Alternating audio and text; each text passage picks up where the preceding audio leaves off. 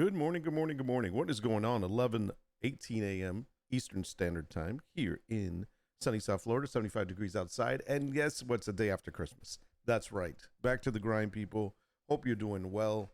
Hope you had a great Christmas, great little vacation holiday there. I know we're ramming up to New Year's coming up, but in the meantime, people got to work. People got back to work. That's what you got to do. That's, I mean, some people, what's interesting is some people actually get like the whole week off, even the weekend. So then they're like, oh, I don't have to go back to work till Monday.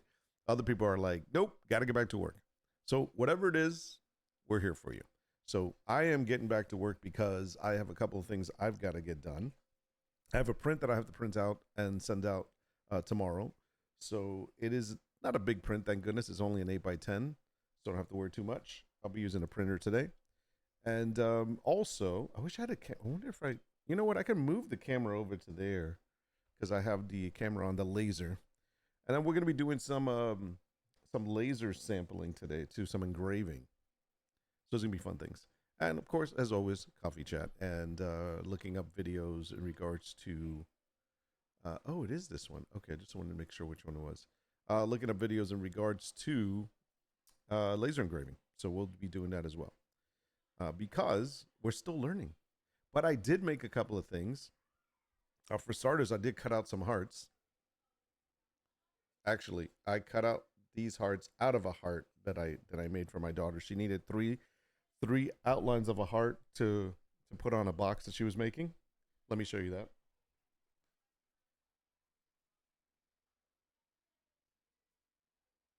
So I can't show you the box because she's giving the box as a gift, but she asked me to do little wooden hearts like this.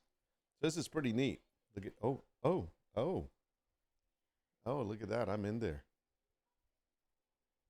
No, okay.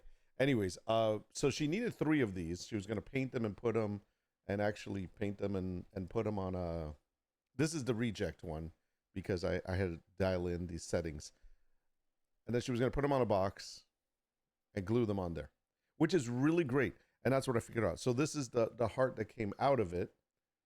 And so I figured I could keep these because I could do something with these.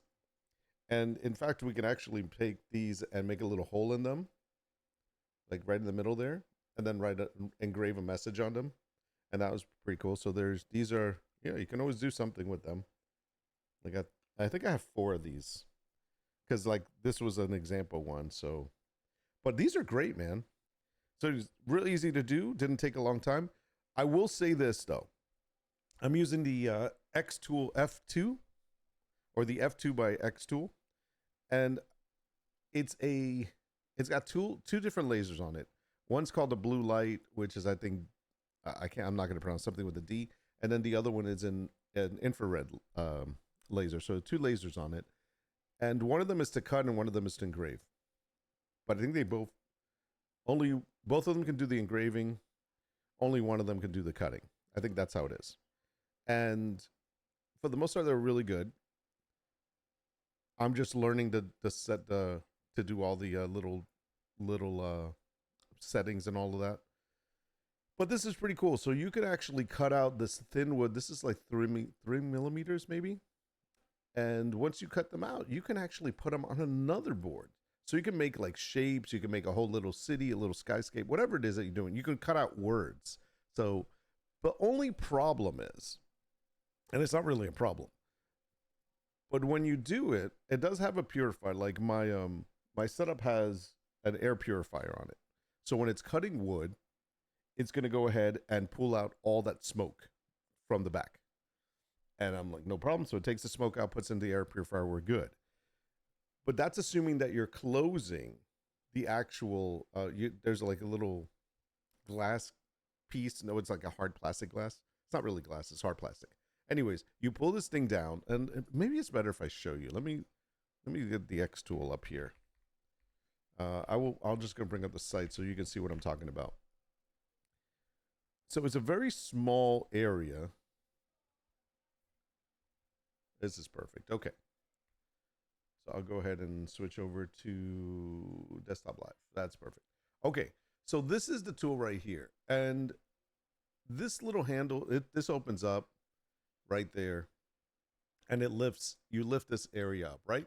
That's the way it works. But the problem is when you are cutting something that is bigger than this little square, because this isn't very big. This is maybe 4 or 5 inches squared. So when you're cutting on a piece of wood and the wood is bigger than this, you're going to put the cover down, but it's still going to be open where you can smell the smoke. So when I'm cutting wood, it's the smoke doesn't come out, but the smell of the burning wood comes out when the laser hits it. And so that's where it for me it's kind of like, ooh, okay, maybe I should do this outside. Now it's not a bad smell. If it's like a fireplace. It's like if you got a fireplace going and you can smell the wood burning. And so it's not a bad smell, but it did smell in my room for a little bit. I have a fan, so the fan was blowing it out, so it was fine. But it wasn't smoky in here. Thank goodness. The purifier actually works really well. What else does this thing do? So far, I've done a couple of things, and I'm going to show you a couple. So I did the wood cutting. I did some metal. I did a dog tag, and then I did a little metal jewelry, and I've done the metal cards, like the little business cards. I tested that. I have not done the embossing, the 3D embossing yet, and I think I want to try that. That's probably going to take the longest. So I'm getting there, and then I still have to do ceramic. But yeah, it's been going well as far as like understanding what I can do with it, but it's still a work in progress. And the whole goal is to be able to do this and start offering these personalized products. And the question is, am I going to be creating products and just selling them, or am I going to be just creating the idea and then being like, hey, personalize, this is the idea, tell me what you want on it, these are some examples, and then I will put it together and I will send it to you. So I'm going to show you a couple of other things real quick. Let me go over to full cam again. Actually, no, let's go to here. Let me close this out. I'm going to go grab the example. Oh, I think she sealed it. I might have another one.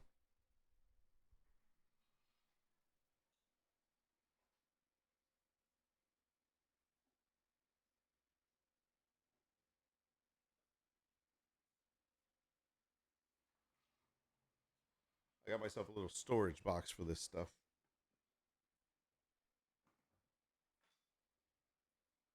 And I got to feed my turtle.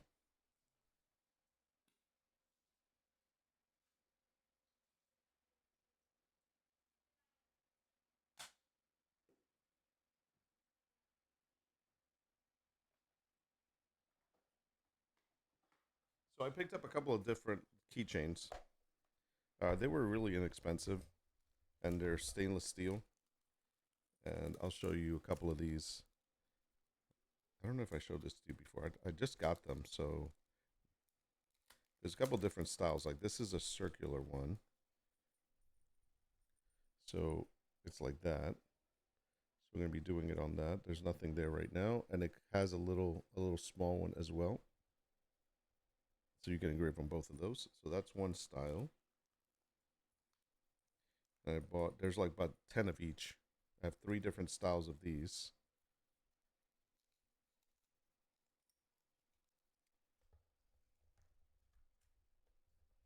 I'll do one of those later.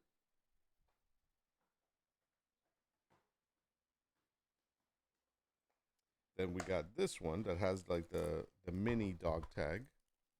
You know, dog tags that you wear around your neck. But these are keychains. You just open them up.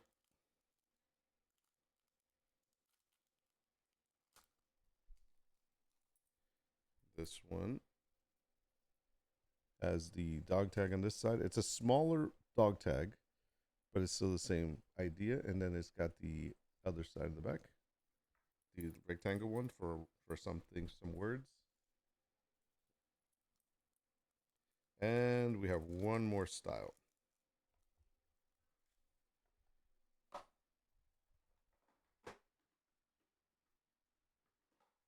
And then this is the one I made. My daughter asked me to make one for her boyfriend because she had given him one before, but somehow or another they lost it, and it also had the wrong initial on it. So I made her one. She already packed it away. Otherwise, I show it to you. But I think I got a picture. I might have to put a picture up. So this one's very simple, and this was very popular. It's actually I've seen it on Etsy a couple times. So it has a little circle one for an initial, and then it has a long one for some kind of a phrase. Now there is a phrase out there. Well, there's a little quote or message for these that I saw that was quite trending, and it was like, "Please, like drive safe or drive safely," and it says, "Because I need you here with me," something like that, and that has a little heart on it. So that's and then you put like the little initial of the person, or something else on the other one. Anyways, I have that one, but I saw that on there, and this was after I got them, and I checked to see how much Etsy was with this people on Etsy were selling them for.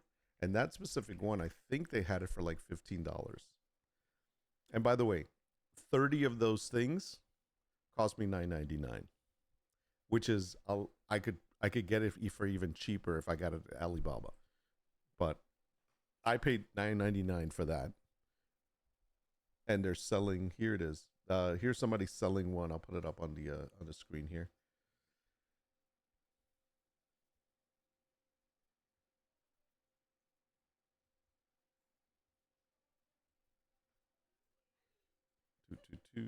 Desktop live. So here's one being sold on Etsy, and it is four, 1424. Let me put this on the other screen for a moment. By the way, there's some screaming going on in my house because my family's going crazy out there. So right here, it says, "Drive safe. I need you here with me." Now that is the way they wrote that really sucks because there's two things that's wrong with this, and I did mine differently. And I wish I could show it to you, but I'll have to make another one. Anyways, when you're doing, by the way, when you're using this, is it called the dot dot dot is an ellipses? Hold on, not ellipse. What is the dot dot dot called?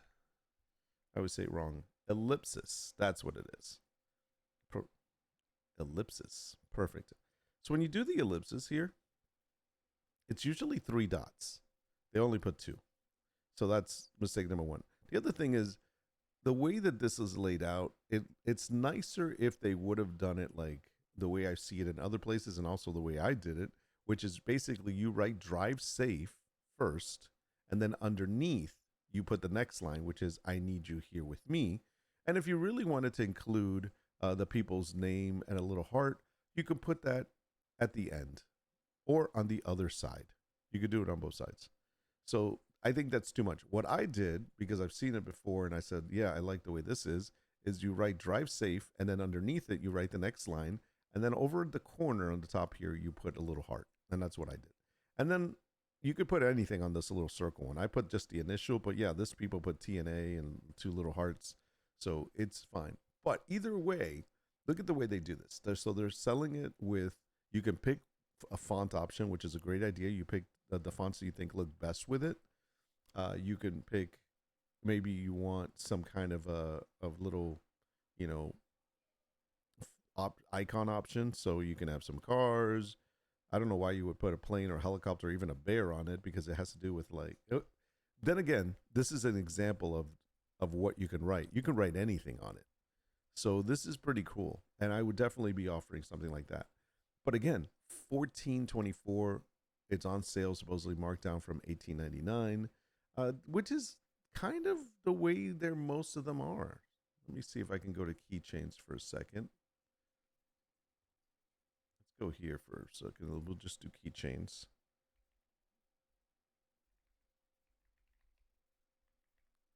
Do we do engraving? I think engraving.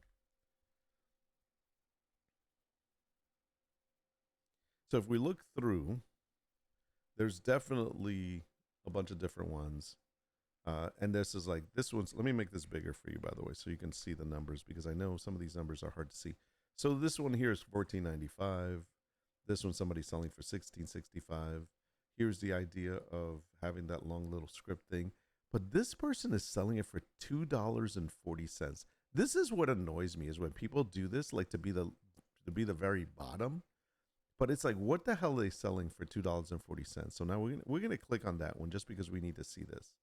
So we select a color, let's say silver, and now we're gonna select an option. So here's the option. So the front side only is $6. What the hell is $2 and for? There's nothing here that's $2. Maybe it's the black one. So let's see if we do. They have options for front side only, $6. Front side and birthstone. I don't know how the hell they're adding the birthstone to this. I'd love to see that. It's $7.80. I mean, these people are like trying to be the race to the bottom. Um, their most expensive one is gift box, engraving, and birthstone. So now I need to see what it is. What are they doing with the birthstone? Is that what they're putting on the box? Oh, no, no, no. It's a birthstone little ornament. What is it called? Charm. Okay. But I'm sorry. This stuff pisses me off because it's like you're racing to the bottom. Where's this people from? I'm just curious now. Don't tell me they're in Texas. They are in Texas. I think this is the strategy that they're using here because I'm looking at this is they offer some items for really cheap, like we just give these things away because they want to lure them in for obviously the other stuff that they sell for a little bit more, which makes sense. That is a strategy. People do that. They'll have like one item that they're basically giving away and not making any money on, but their hopes is that it's kind of like a marketing thing that they'll be able to bring. Those people will see other things on there, be like, "Ooh, I want that," and then they'll buy the other stuff. So that's really what it is. I do not know. Oh, 30 metal keychains engraved, $180. What the hell? So you can do 30 of them for 180. What is I can't do the math right now.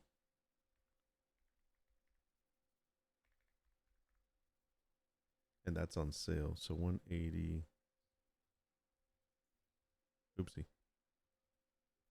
Divided by 30. $6. So the offerings are $6. Which again, like I said, they get these things for peanuts. They're still making a profit on that. And what's the shipping on that? Free shipping. Makes sense.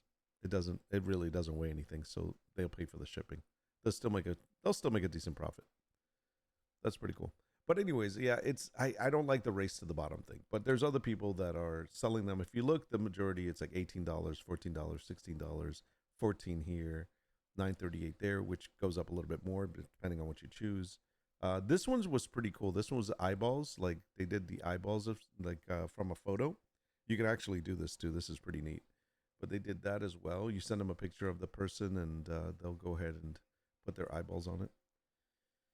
That's 15. This one's 6. This one's also going down to the bottom, trying to like race people to the bottom to sell. This one's 7, kind of the same idea. They're racing to the bottom. They're like desperate. It's almost like it's 50% off. Come on. So when you get through these, now what I like to do is I like to go to show filters, and then I'll do star sellers, and I want to see which ones are actually selling. I'm just gonna change this. It's a lot of research in this type of business. Always looking at competition. And this isn't going to be my main product because this isn't really household or home decor, but it is a gift giving. So it's like a gift accessory.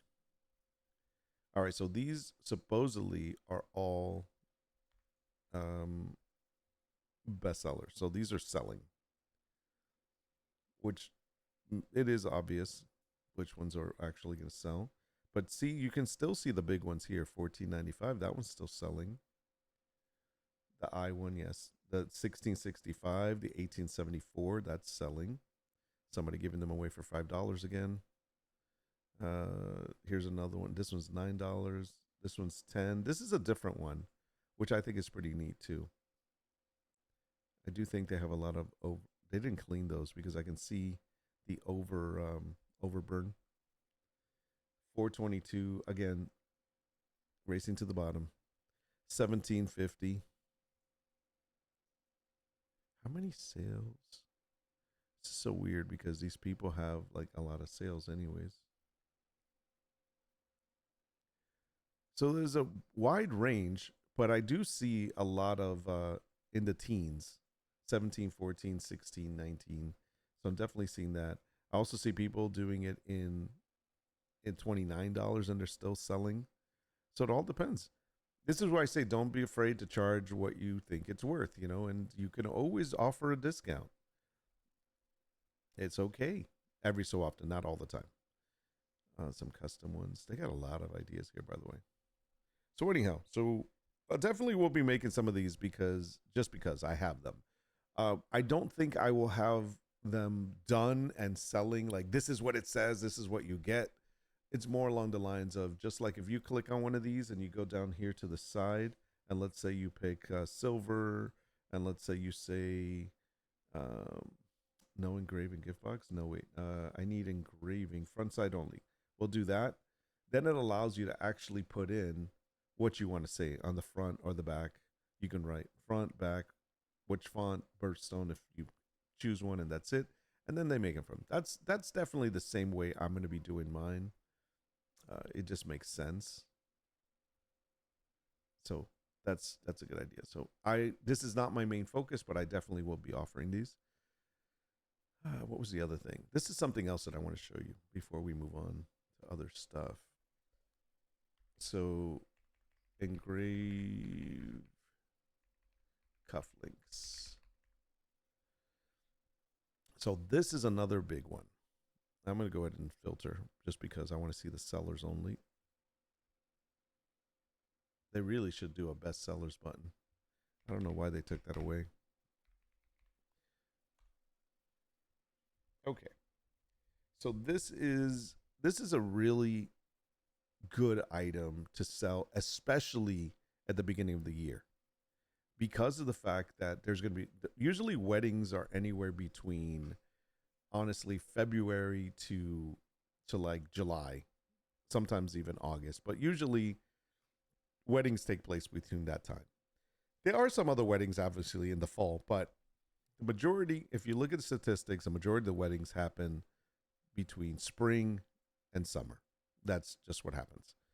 So anyhow, these anything that has to do with giving a gift to the father of the bride, the groomsmen, the bridesmaids, the bride herself, the groom himself, or even the mother of the bride, just the parents. Those things, if you can get them personalized and you offer this service, they sell like hotcakes. And so this is something like the cufflinks are something that are easily bought. They don't cost a lot. You can go ahead and do this, like put something on it, father bride, maybe put a little message. Like in this case, she wrote, "Forever your little girl," and father of the bride. But these people took it a step further. They also offered a box. So they offered a box because the box is engraved also, and you can write a little message. And so now you have a gift box, you have the cufflinks, and you have a message on the box. And you have different designs that you can choose. And these people went even another step further. They said you can get a leather pouch. Now, this is a little too much, and first of all, I don't like that. But basically, gift box cufflink sets that are engraved. And they are charging, let's see, go ahead and pick the silver colored ones, and we'll pick a wooden box engraved. We're selling for $49.49. They're on sale. They list the price as $65.99. These actually sell. And when you think about what it costs to actually get these boxes, yeah, watch this. Now I can find these on Amazon. And I'll show you both.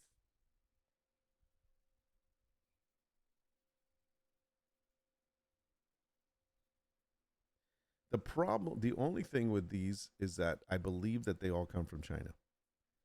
And you really can't, really? Sorry, I got the wrong ones. I don't know why I'm like selecting here, but it's not, it wasn't letting me write. Cuffling wooden gift box.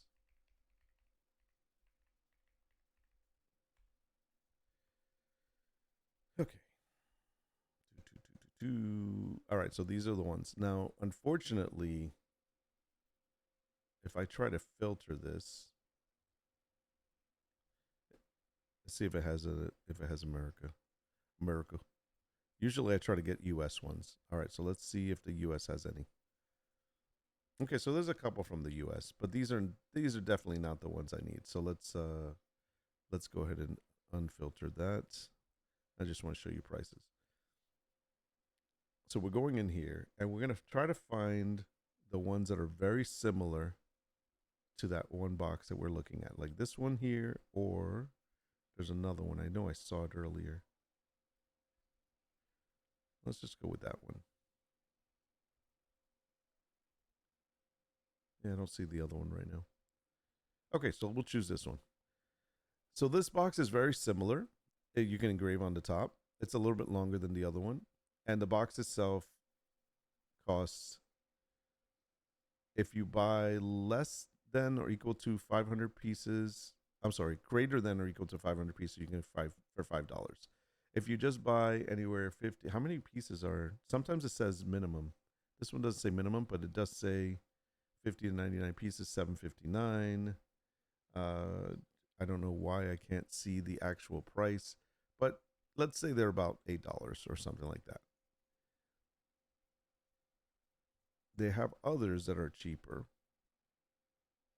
but for the most part, that's kind of what you're looking at. So if I went to Amazon, I'd find some for $8.99, and I'd find some for, oh, here's another one, but this one already has something written on top, which I don't like. Oh, here's one. What is this? That's just a box. Eh. Anyhow, you could find them. I don't know why I'm having trouble finding the right ones, but I did find them for about $3 a piece or something, which is really cheap.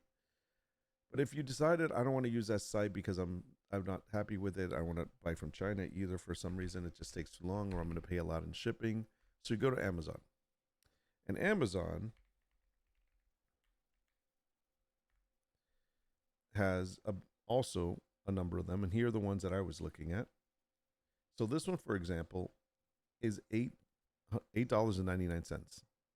It's the same box. The only difference is that you have to make sure your cufflinks are going to fit in there, which I'm pretty sure they will. But if not, there's the other box, like here, $12.99. This one's 14. So let's say even if we went with $12.99 for this box, you're engraving it. The cufflinks themselves are costing you about a dollar at most.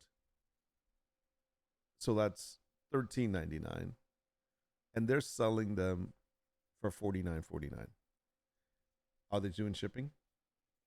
Yep. And they're charging shipping for $4.99 too. They're making a profit, and that's a really smart thing to do, and you can really make some money there. So I think that's one of the products I'm looking at as well. Anything to do with like weddings is probably something I'm going to get into. So there's that. Okay, I wanted to show you that. I thought that was really interesting. It's amazing the stuff that you can actually make with this. Oh, that's the laser right there. Sorry about that. It is amazing the stuff that you can actually make using this thing. I mean, you can engrave just about on anything, which we're going to do in a moment.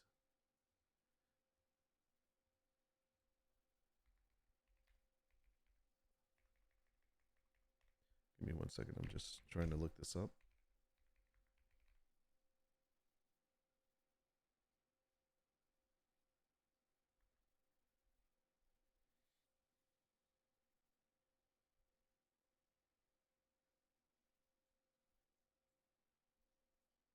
Some of these are pretty cool. I like to look because I want to see what's possible, and then I'll figure out how to do it.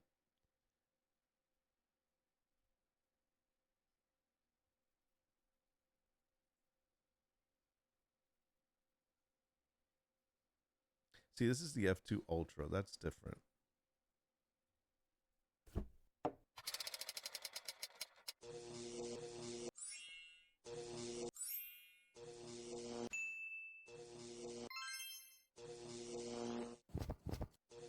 There's one thing. Wow.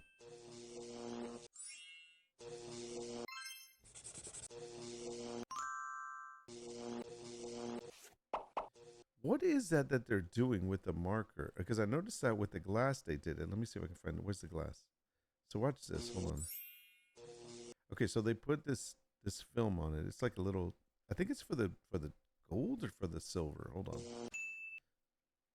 Yeah, I thought you could do it directly on the glass. I'll have to double check on that. Then the other one that I noticed was they did the same thing for the spoon. That right there. Like, why did they do that, and what are they doing? Is that a marker? Oh, it's a specific type of marker. Do you have to do that for? Is that for silver? What is that for? I wonder if you do that and it comes out darker. Or no, it doesn't come out dark. They actually did it and it comes out light. Interesting. I need to figure that out.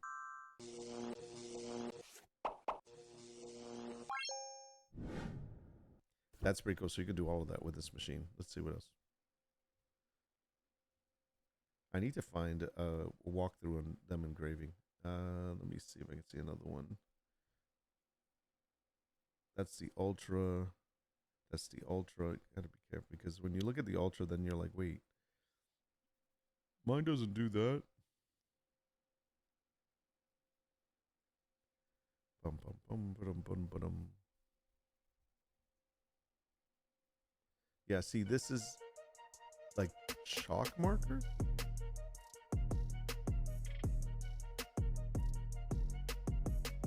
All right, I don't need the music. That's pretty neat. I have to test it out. I have not tested it on glass. I've been so scared. I always worry like, oh my god, what if it breaks the glass? Well, it's behind a closed thing, so it's not like it's gonna hit me. Let me see. This is it. This is on the Ultra though. I gotta find this for engraving on a brass coin. That I want to see. Let me see if I can find one. I'm gonna just look that one up. Oh, what's this guy doing? This guy's really good. He's been showing some stuff. He just walks through things that are basic. Let me look at F2 brass coin. And it can't be the Ultra. This one. Okay, so that's the F1. That's the Ultra.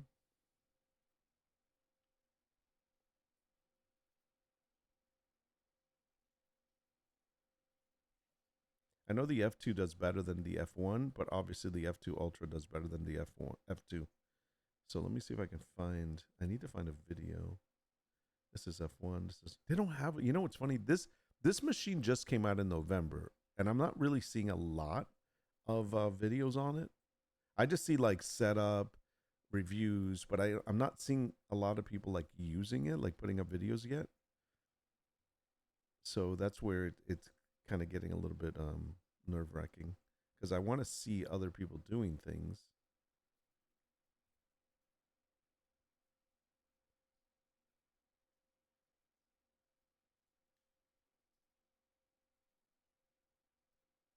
See, that's the F1. Not everybody can afford the F2 Ultra. I'm sorry. That's like $4,000. And this one's like, 1,500, but $4,000 is a big difference between, 4,000 and 1,500. Yeah, they don't have a freaking video on it. It's driving me nuts. Oh, hold on. They use the Ultra. From xtool created brass challenge going from scratch. That is, I don't know what machine they're using.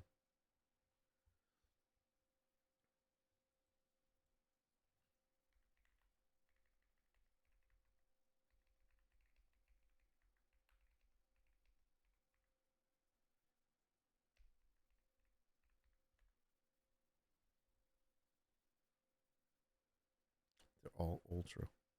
I know it's possible. I just haven't seen a freaking video on it yet.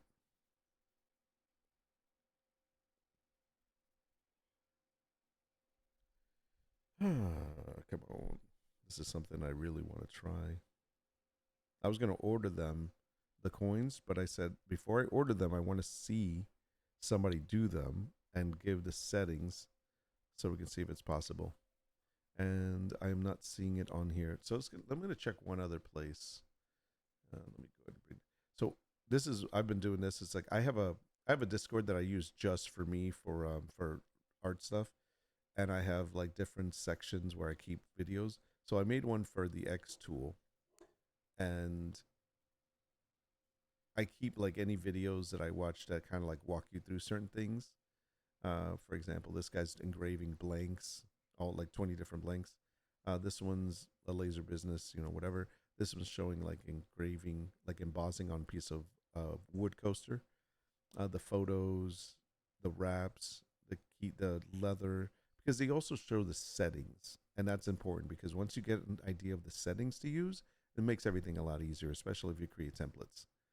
So this guy's got a lot of them, but I have not seen one for the coin. Oh, and this is the next thing I want to get. This is pretty cool.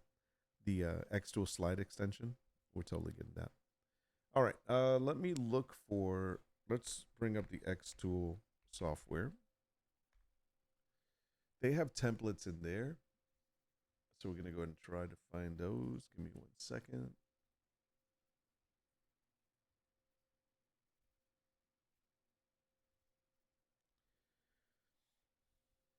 Oh, this is the little ones I made. Okay, so let's explore. Look for brass coin F2. All right. So the idea is to see if we can find something. I gave today one fuck. Nice. If we can find something that is done in the F2 system. I'm just going to pick a random one and see. Like, for example, this is a nice one, but I bet this is the Ultra. So what you do is you pick one. This is the F1 Ultra, but it says compatible with, there's the xtool F1. So it can be done. The question is, how will it look? Like, can it do it as good as the other one? What is the other one? Yeah, that's a 20 watt. I guess that's watt. I'm guessing that's the power versus 5. I think you have to do multiple passes, but that's pretty neat. Let's see. Let's look for another one. We'll look for something a little bit more like plain. So let's try this one. So this has a little bit of indentation. This is done with the F2 Ultra, obviously. And then it does list the xtool F2 as a possibility as well. I think the difference is it does it easier on the other one, but this one it will take longer, but you can still do it.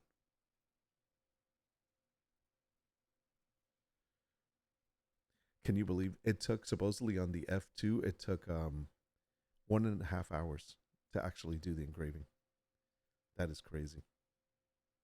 So yeah, some of these things will take a long time, depending on what you're doing. Let me see. Can I filter this even further? Let me just try to do that.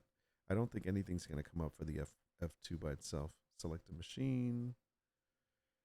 F2. Done. Oh, there's a couple. All right, let's see this. And that's not exactly what I was looking for, but I have seen that. What about this one? Same thing. This is not in, you know what I mean? It's not in it. It's like kind of just layered on top of it. How about this one? This is the one. Oh. So they're saying this works. This isn't bad. This is something I would be okay with.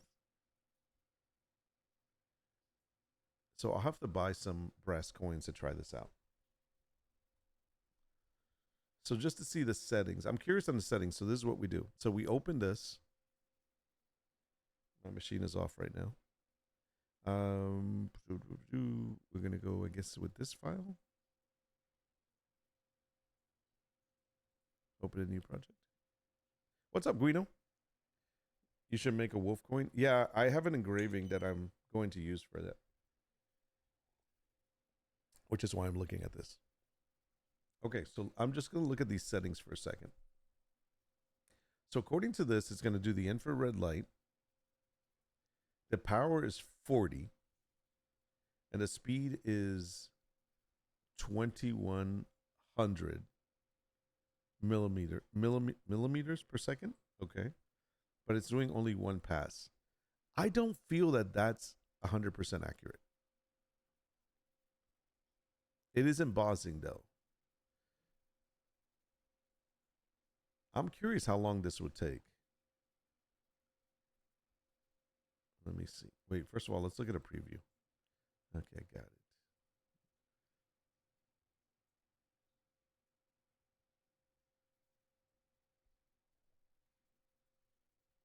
Okay, so that's what it's going to be like, but that doesn't mean that's what it's going to come out like. Let me see how long it would take. I'm just going to process. I'm not actually going to do it. So processing this, it is a wood. It says, come on.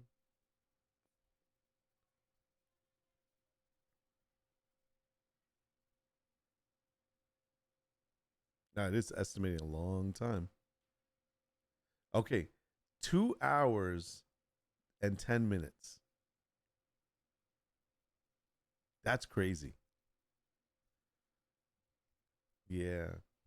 So I have an idea. I want to try something. We're gonna. I want to see how long this would take. So let's get rid of this.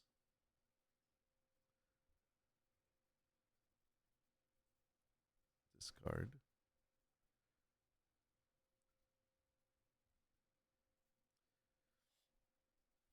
I'm gonna open.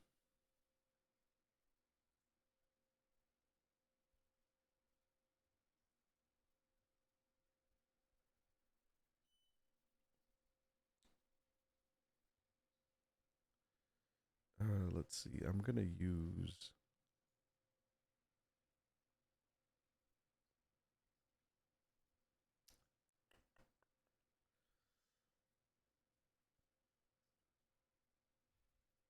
Trying to see if I use this one.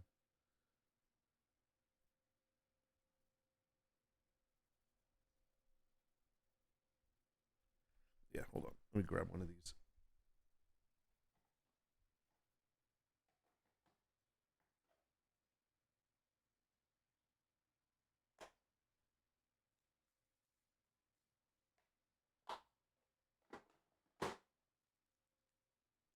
Okay, so we're gonna grab one of the ones with the mini dog tags. We're gonna try this one. So this is I would guess this is the same as the other one, but we're gonna do jewelry.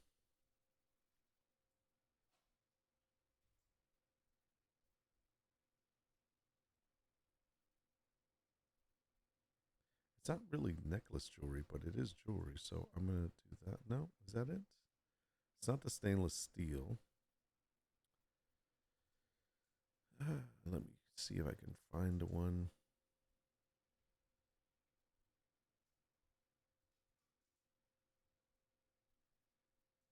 Just trying to see what material I used. I used a necklace jewelry. Okay.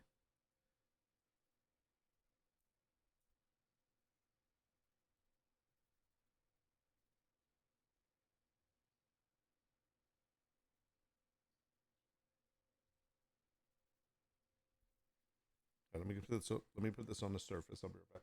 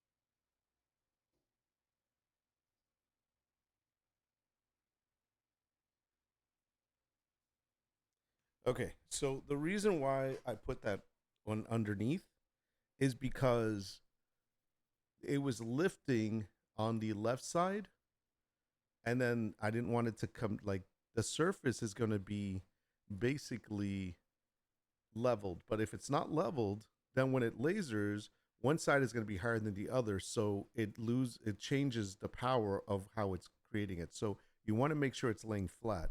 So what I do is I level it out so that therefore it's going to print there. So let's go ahead and just check. I got to do this. Where's my other cam? There we go. Okay, so right now it's measuring. So there it is. So now we see it. Unfortunately, I have got a little smudge on it, but that's okay. That's not going to matter. So now we're looking at it. It's very small. It's not big at all.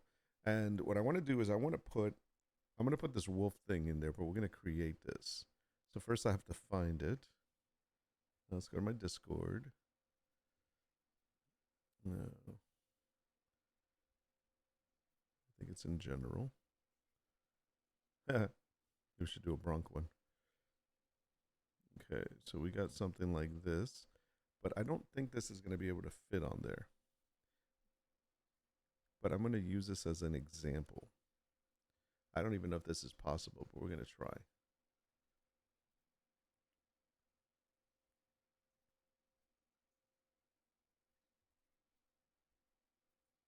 One, two, let's use three.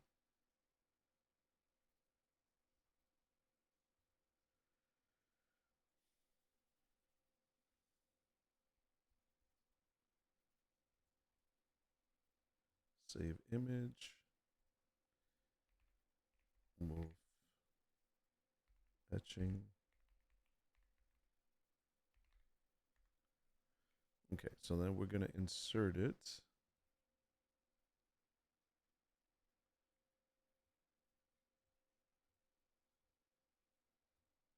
Okay, that's the one.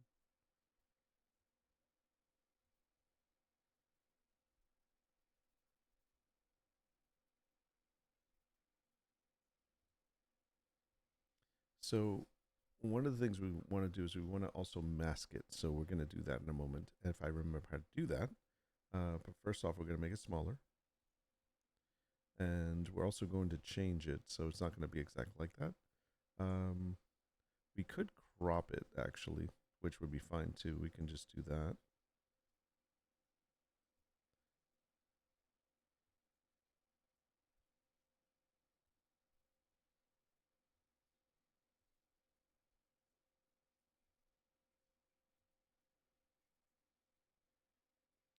That's pretty good. Save. Okay, so then we're going to go ahead and angle this. Is this correct? Yeah, that is correct. Okay, so we're going to do that. Then we're going to bring it in here. The idea is that we just want to put this in there, kind of like that. Okay. So then we have to go over here. And if I'm not mistaken, we edit. We go to adjustment. And we want to auto adjust this. Oh, before I do that, hold on one second.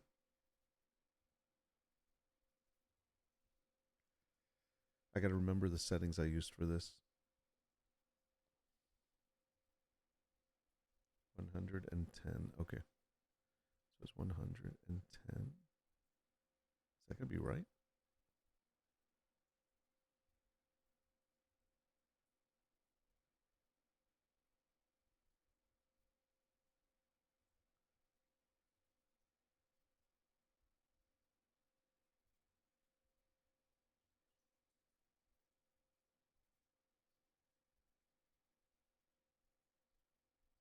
It's different. Interesting. All right. So then we're just going to leave that there. Are we doing engraving or are we doing color engraving? Why is it different? I'm trying to see.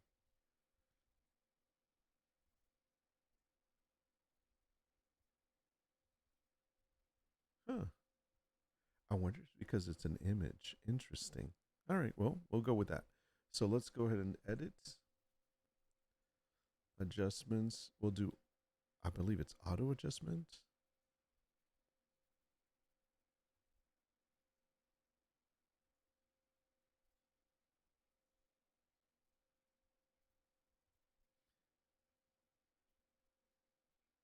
Let me preview.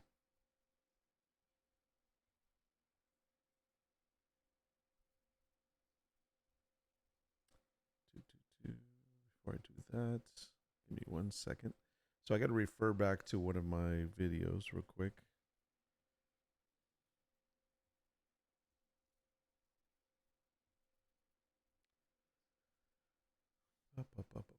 This is all learn. This is all learning now, man. So when he was doing on metal, I'm just curious if something that this guy did. Build a website you love.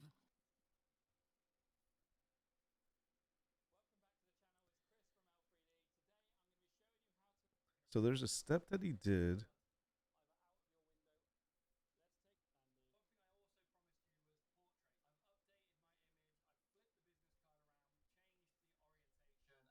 Put in an image now. Here's a photo of Walter White that I have previously downloaded, and what I'm going to do is I am going to mask it a little bit, because then what I can do is make it quite big so we can see it in its full detail on the card. So I know he did the same thing with the masking, but I did cropping instead of masking. It's okay. It's not a big deal. Dragging the box there. I'm then going to make the photo bigger so that it fits pretty well in it.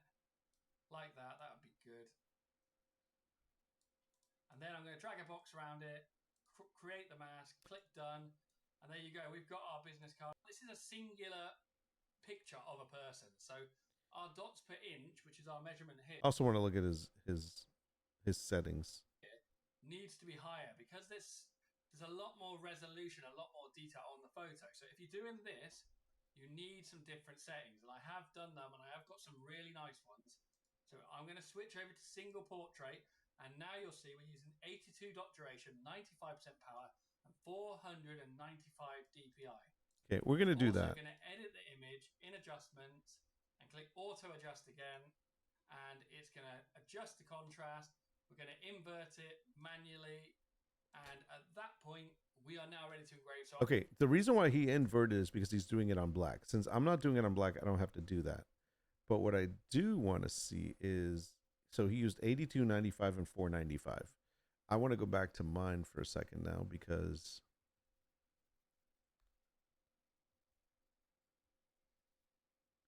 so we're going to go here.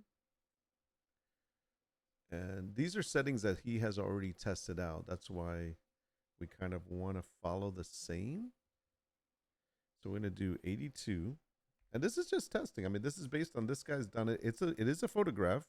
It is a little bit engraved. I get it. It's like a little embossed, but that's fine. It's still the same. 95 he did as far as power. And then he did 495 here. Okay. That is fine. It's the infrared light.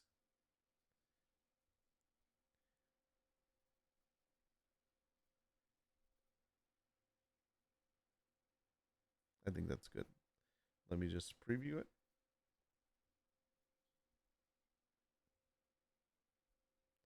So can't really tell too well, but that's basically, yes, what I want. So let's see if it's going to work.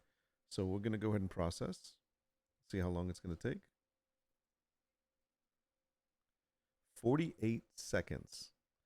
So what are the chances this is actually going to look good? I don't know, but we're going to definitely go over to the view of the laser cam, and we're going to check it out. So let's go ahead and press start.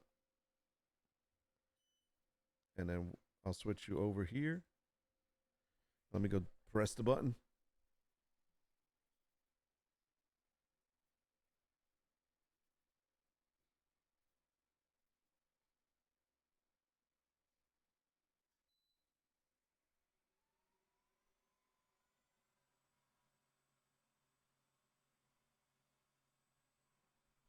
Okay, so it's doing its thing. I'm watching it.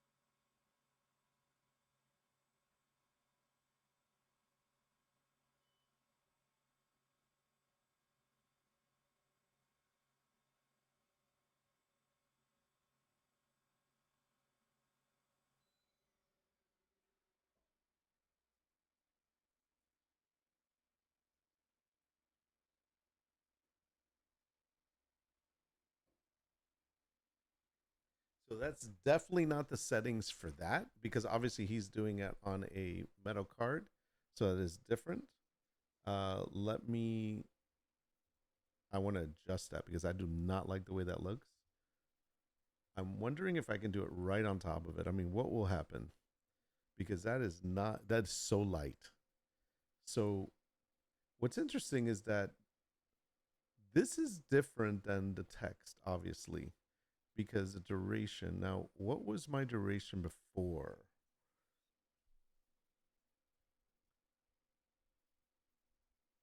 See, why did this change? Let me see. Yeah, it was 90 before. It was 500 DPI. The power was what? I can't remember. Let's undo.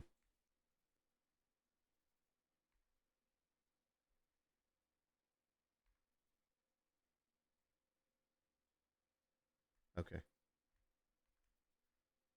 All right. So let's edit,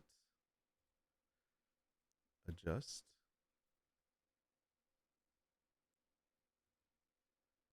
auto.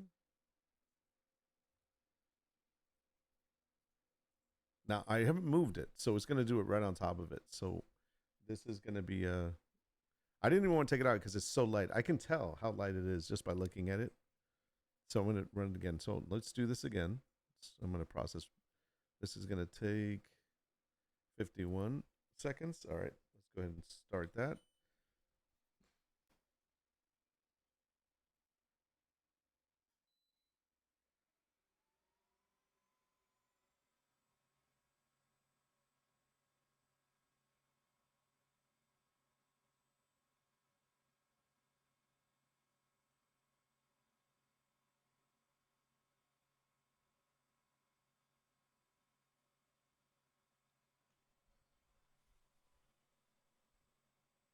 Now the other thing is, I wonder if I even needed to do the auto. Well, yeah, the auto adjustment's good to do. It's halfway done.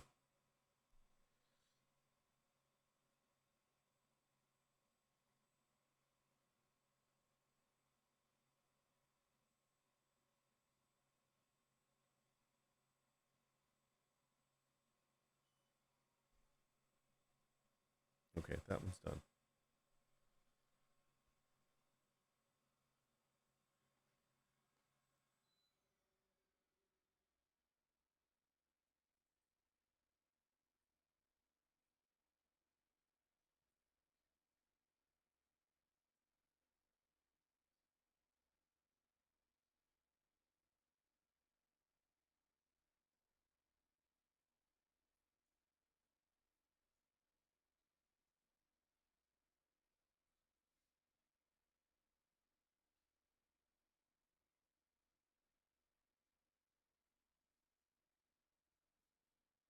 I gotta wipe it. I gotta wipe it down, so I'll be right back.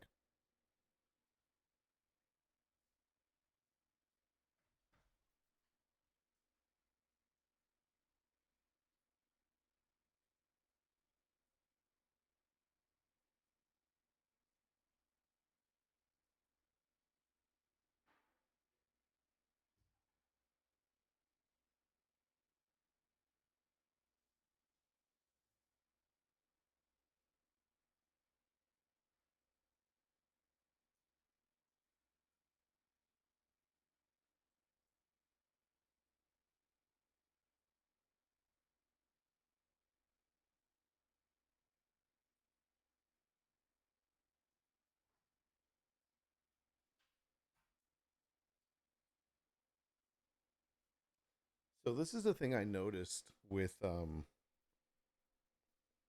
when I did Milo's. I'm gonna go put it over there so you can see it in the light. I was just cleaning it up.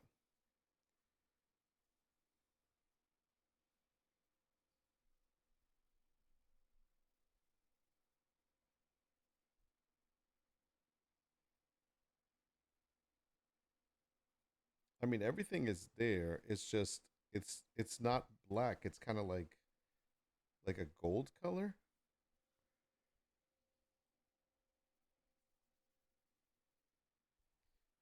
It's which is not the way it's supposed to be.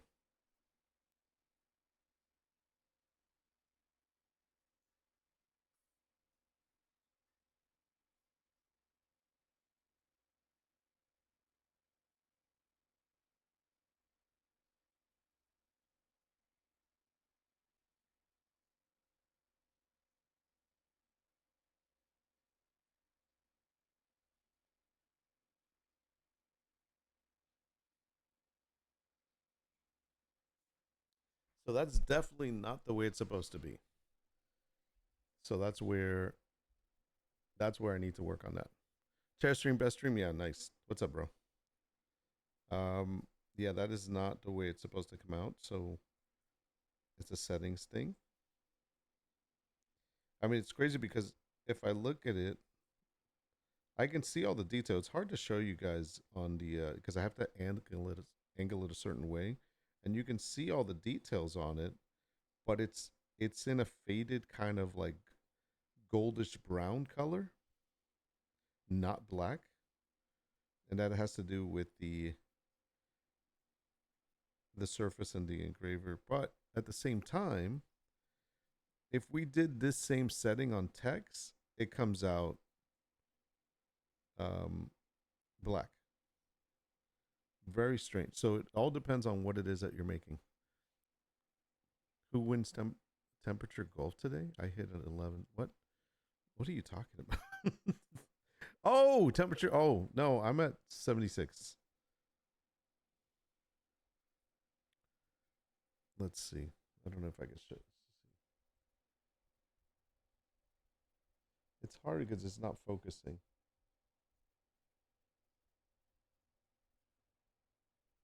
Yeah, it's hard. Hard. Hard to show because it's not the focus. I wonder if I can take a picture of it. I don't have my phone. So yeah, so this is not the way it's supposed to go. And then again, it might, it's just a surface also, but it is possible to do. I just did the wrong. I don't think I did the right settings for this.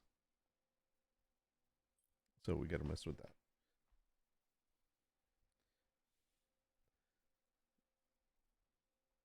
Did I lose because I have the highest?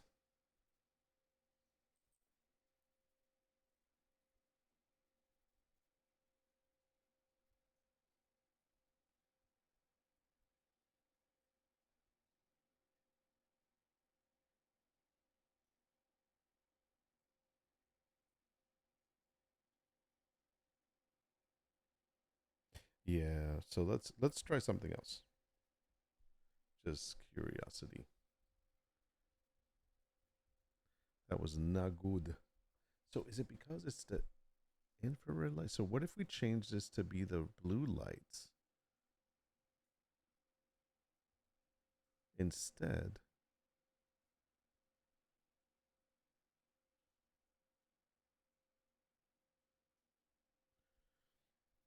I'm going to do the other side, see what happens with the blue light. I'm just curious. I'm going to do the same settings.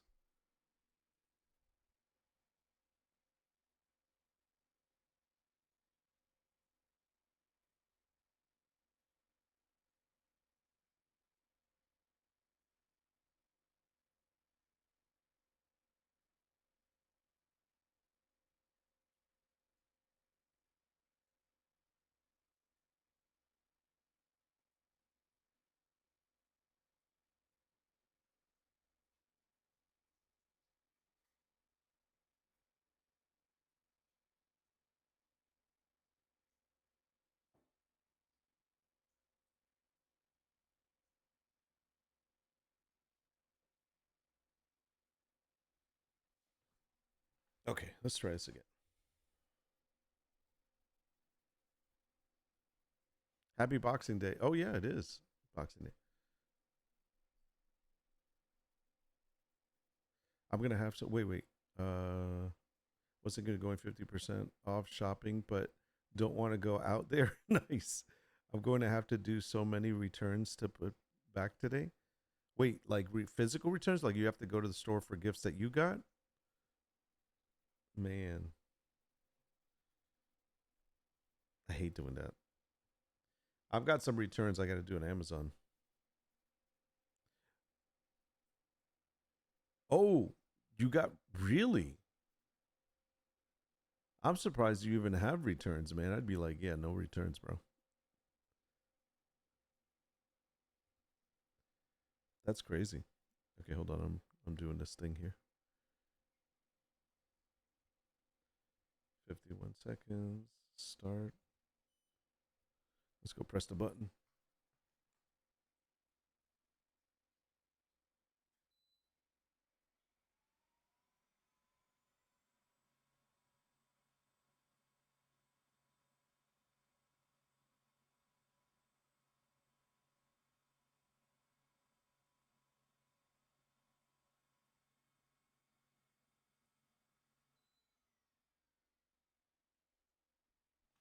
Sorry, I had to shut it down. That's not working. Something's weird there.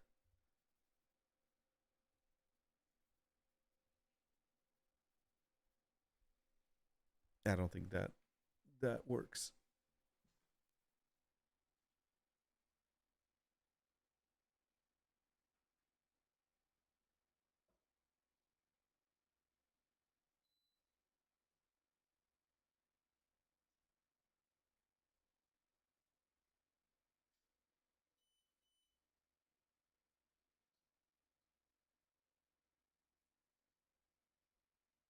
Yeah, that's not the setting for that. So I just wanted to stop it because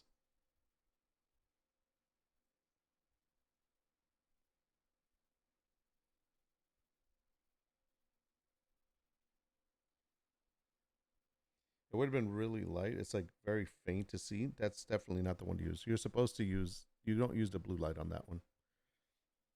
See, this is why I'm testing. Okay, good to know.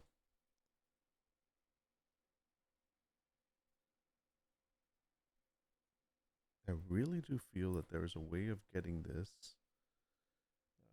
Let me go to desktop too. There's a way of getting this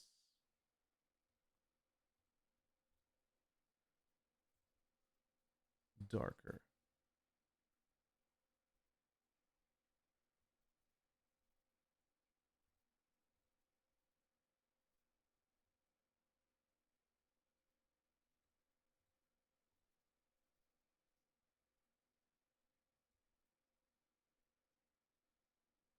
Trying to see, the guy did these settings. I want to see this again. He did 85, right? I can't remember. What was it that he used? He did 82, but this was on a different surface. I'm just curious what it looks like though. 82, 95,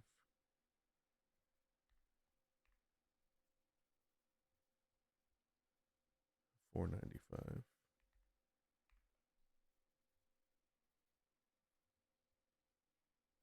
It's very faint.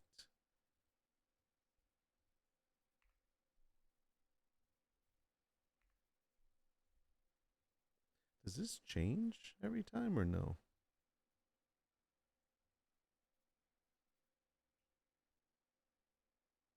Oh, it gets even darker. Okay, let me close this for a second. What if I'm just curious.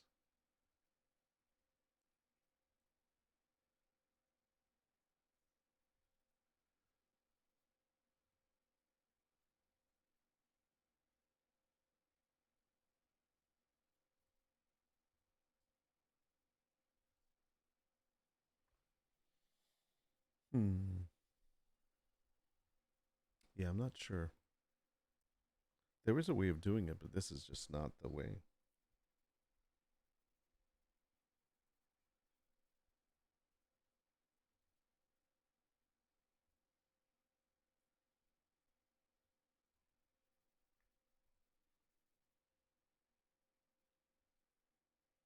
Oh no, yeah, I figured you meant Walmart, not or what am I saying? Yeah, well, I figured you meant department store, not online store. Yeah, like I don't want to go to any stores like Target or freaking the mall or Walmart or anything today because it's horrible. So let me see this. That's light. Does the other one look darker?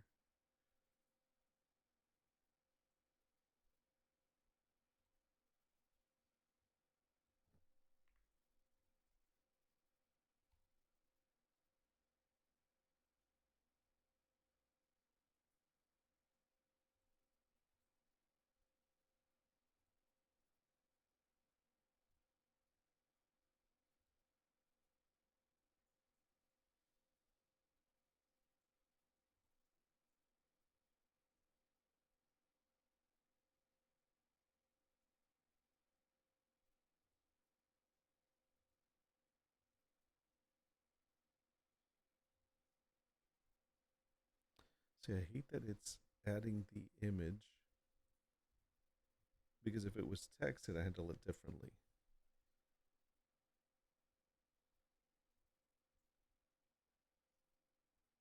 So I'm curious to see if we change this.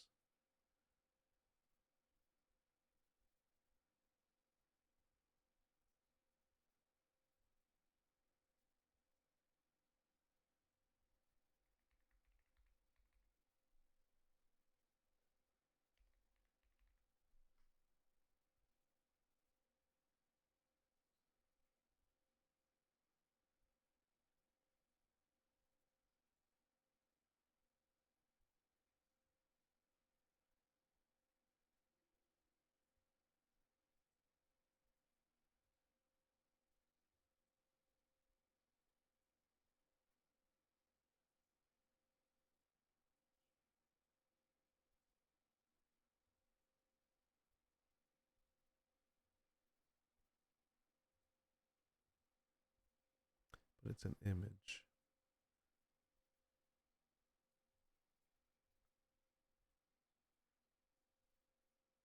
Oh, this is user defined. That's why. Okay, so hold on.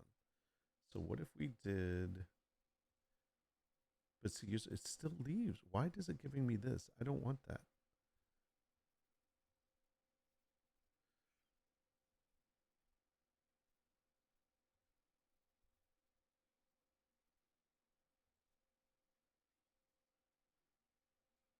Let me check something else. So if I put text in here, but it's going to be different.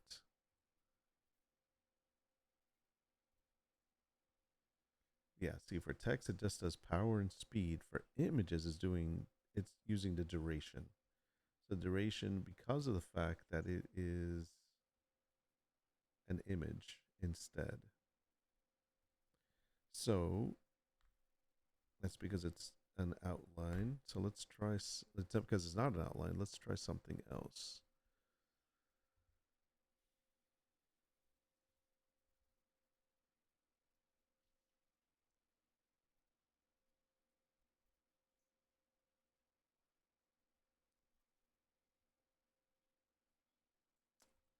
One second.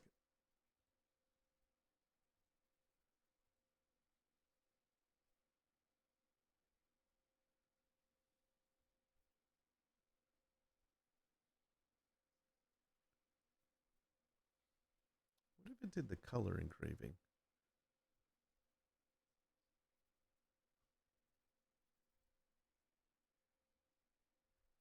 Sorry, I'm trying out something different here.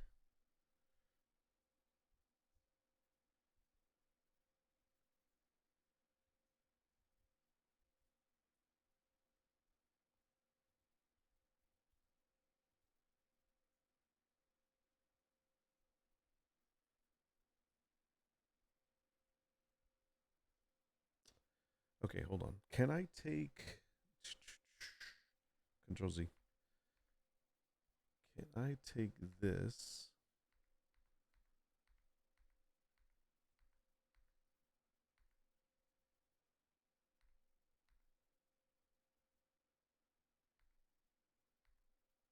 Don't invert it. And do this. And let me see. Can I do a trace on this?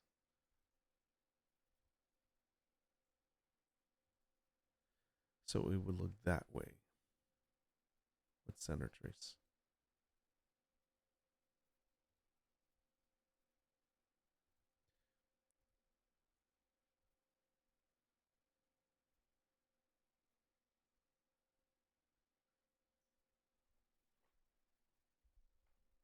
I'm trying things out, man. Don't this is now I'm not saying any of this is correct. That's why today is kind of like just testing things out. Okay, failed parameters user. Okay, got it. All right, so let's go back to this. So we'll do that. Fuzzy denoising, smoothness. So yeah, it doesn't give me the full wolf because it's missing things. What happens if I increase that? Okay. What happens if I decrease that? Okay. Not what I need.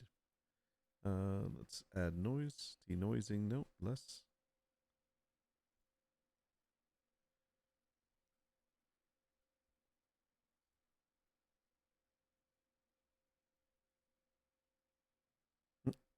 I screwed it up. The machine did not like that at all. It's like, can't do it. So definitely have to do this offline. Like, in other words, on another, in photo editing. Let me find an image that is an outline.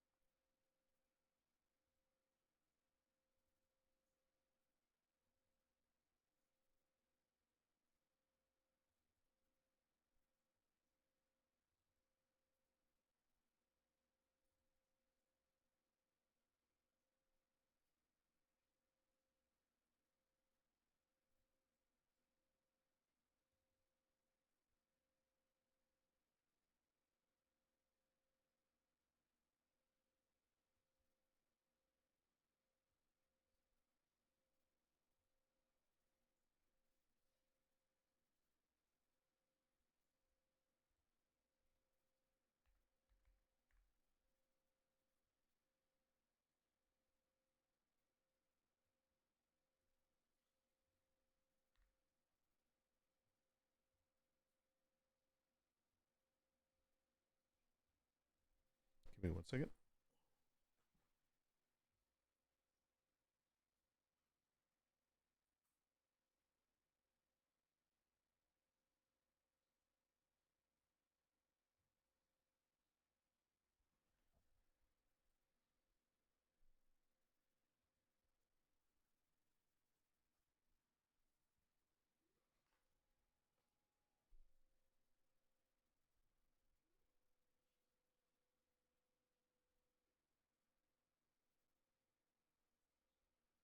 Come on.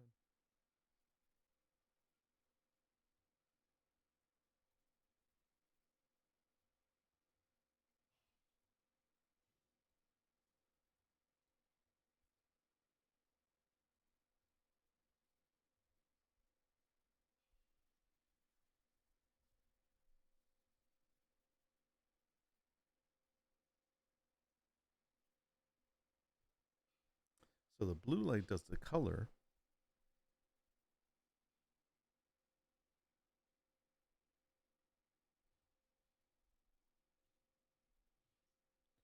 I don't know if that's going to be right, but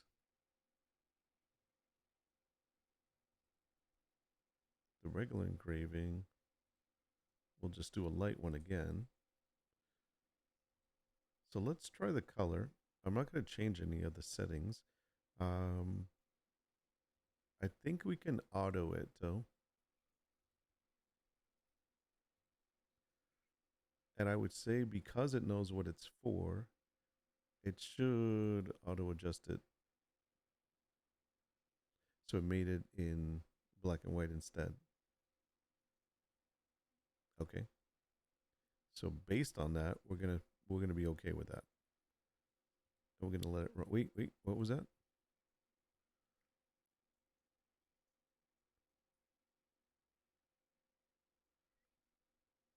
Oh, wait a second. Undo. So you can do color separations.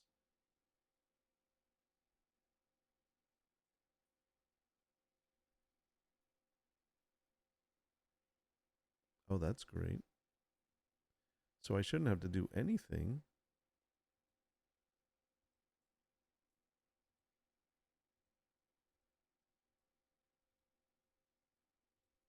Well, you know what? We did the color separation. We're going to let it use whatever it's set up, and we're going to go ahead and process it. But it's doing, the problem is I think it's going to do, it should be doing color engraving. I don't know why it's not doing color engraving. So it's all going to come out the same color.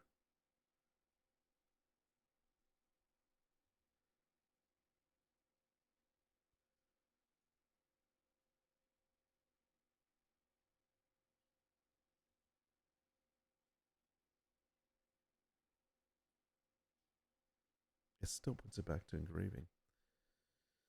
All right, screw it. Let me see preview. This is so much fun to just blindly learn. Yeah, see, it's going to do it in one color. So what happens if I do color engraving? Preview.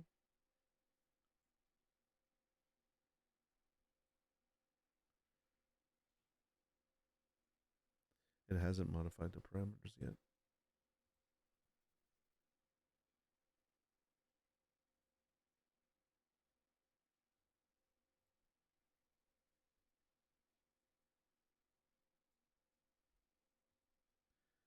Hmm.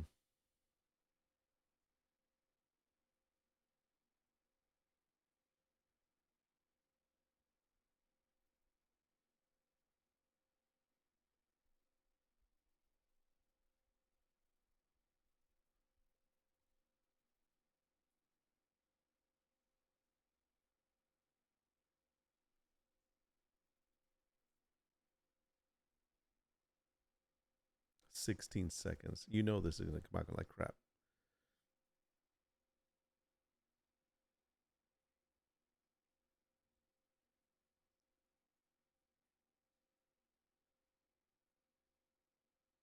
Okay.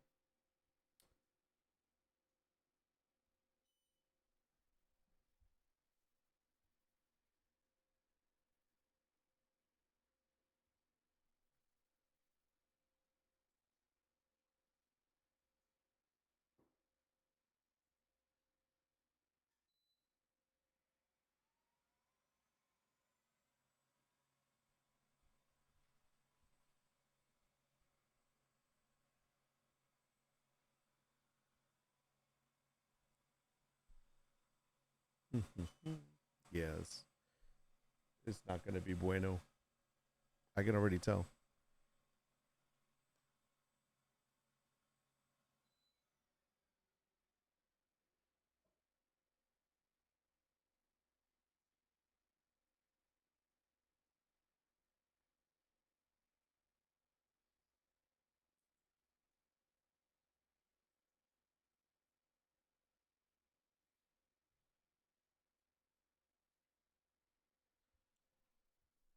Okay.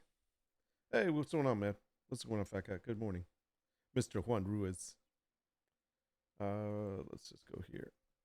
Yeah, so I need to figure out these settings for this thing because what I'm noticing is even though the picture's there, like I can see it. Obviously, this is a small image. It's it definitely is burning it into it, like the engraving, but it is doing it in a um, light goldish brown color, and that has a lot to do with the settings and what you're setting it to. And so that's what I need to figure out.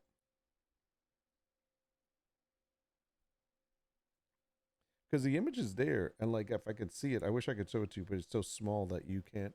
I can't get the camera to focus on it. The image is there, and it actually has the detail. Like you can't see it on this. Come on, buddy. You can zoom in here. No, I guess not. Okay, let's try it again.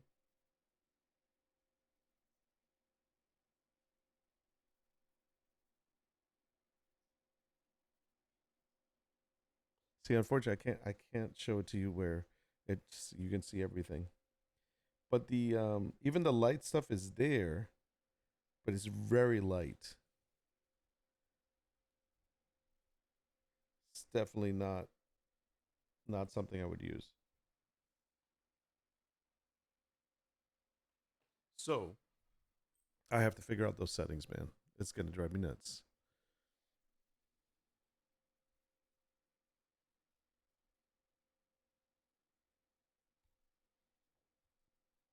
Let me just close this out. I need to really look this information up. There's gonna a lot's gonna be like testing, a lot of testing.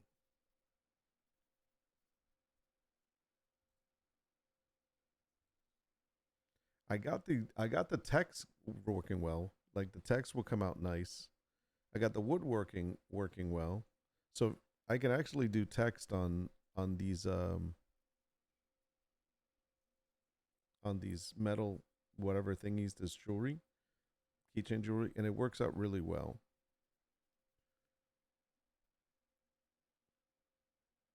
But not the images. So I got to work on the images next.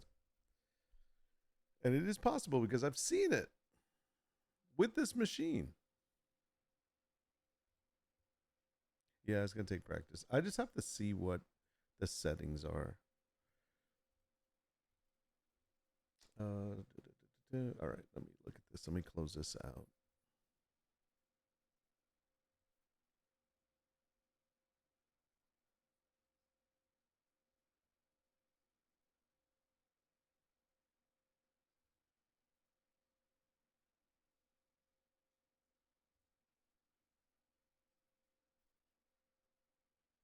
I didn't make any changes. There's nothing to save. Hmm.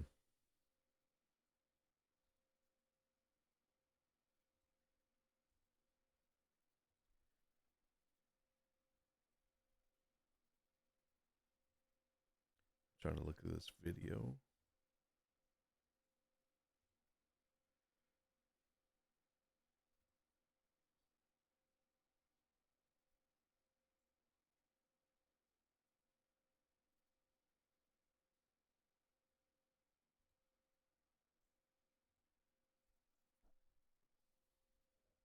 They don't show a lot of the like photo work on stainless steel that I've seen. There's not a lot of it.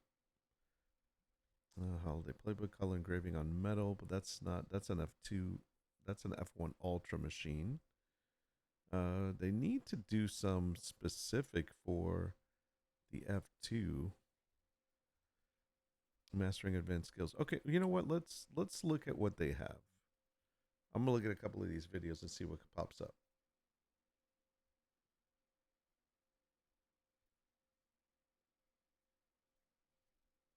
So this is getting started.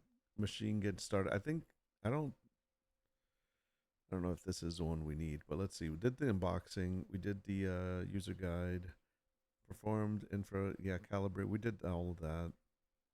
Right? Yeah, we did do that. Safety first. We did LSO training. Don't know what that is, but I'm pretty sure we did that. So that one's done. Then this guy is color engraving on metal. Cat metal tag. All right, let's watch this video. And can I just copy the link? Because that is way too small. I can't watch this here. Oh, yeah, I can.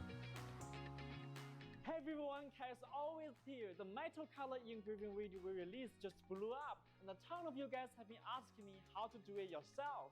So let's put together this special video just for you. In this video, I'm gonna break down the key steps to making your own metal color engraving project. So get ready to unleash your inner artist. Each metal has its own engraving parameter. We need to create a parameter test table and choose the color based on the actual effect.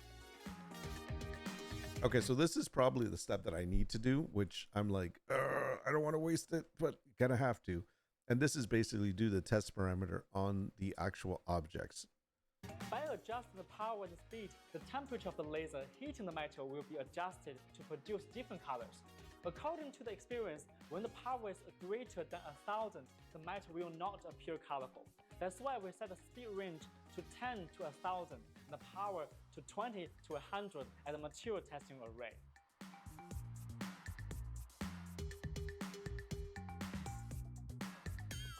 That's what we need to do. Can we do that? That's what we need to do so we can see, because right now it's all coming out in this light color. In order to obtain more vivid colors, we're going to conduct refinement tests in the area with more colors from this test.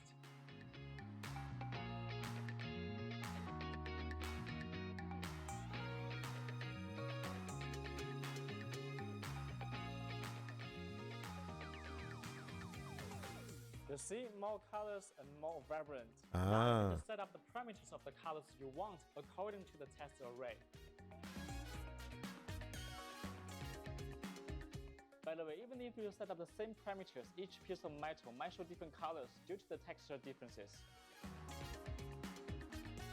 Well, that's how you do the color engraving, and you can let me know what else you've done. See, okay, so that's just doing the actual color test, but that's not like F1 Ultra laser walking machine. you through it. And don't forget to subscribe to our YouTube channel. See you next time. Sorry, that other than telling me I need to do the color grade, whatever freaking testing, that really was not a good video. Let's see. How to color engraving Santa. Let's watch that one.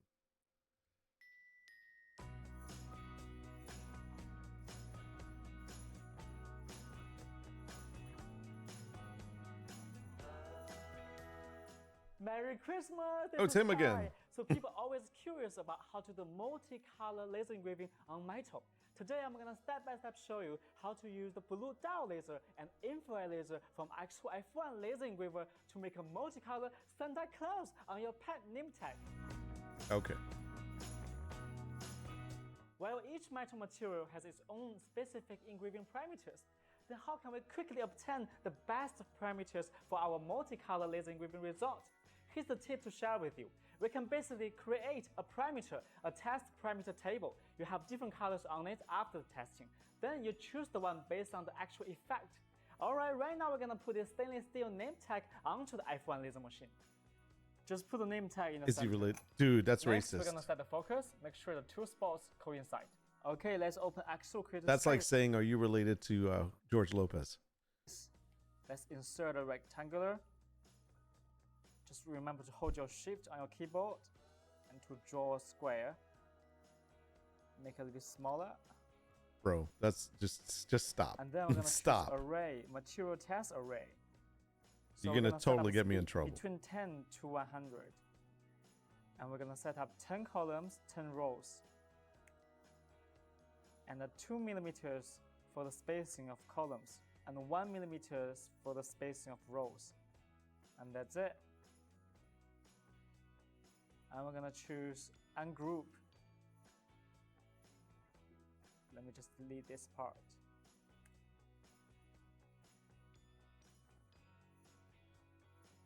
And select them all. We're gonna choose engrave, and then we're gonna choose infrared laser. So next, we're gonna set up 2 layers for the whole thing. Two right layers? now we have only 1 blue layer, so we're gonna choose all the squares. I'm gonna choose the green color. There you go. And for the blue layer, we're gonna set up 40% of power and 90 millimeter per second for the speed, Why? and 100 lines per centimeter. And for the green part, we're actually gonna set up each row and columns to the according speed and power. So for example, the first row will be the same speed, which is 100 millimeter per second.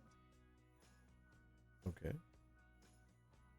Oh, The he's second manually row doing will be it? the same story. We're gonna set up 90 millimeter per second. Oh. So he's doing it And manually. next, we're gonna set up every single column of power. So the first column, we're gonna set up 10% of power. And the second row will be 20% of power.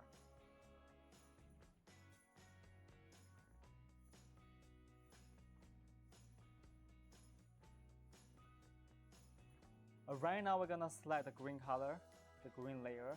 So we're gonna choose the lines per centimeter to 300. Because we what? did the test, 3 lines per centimeter has the best result.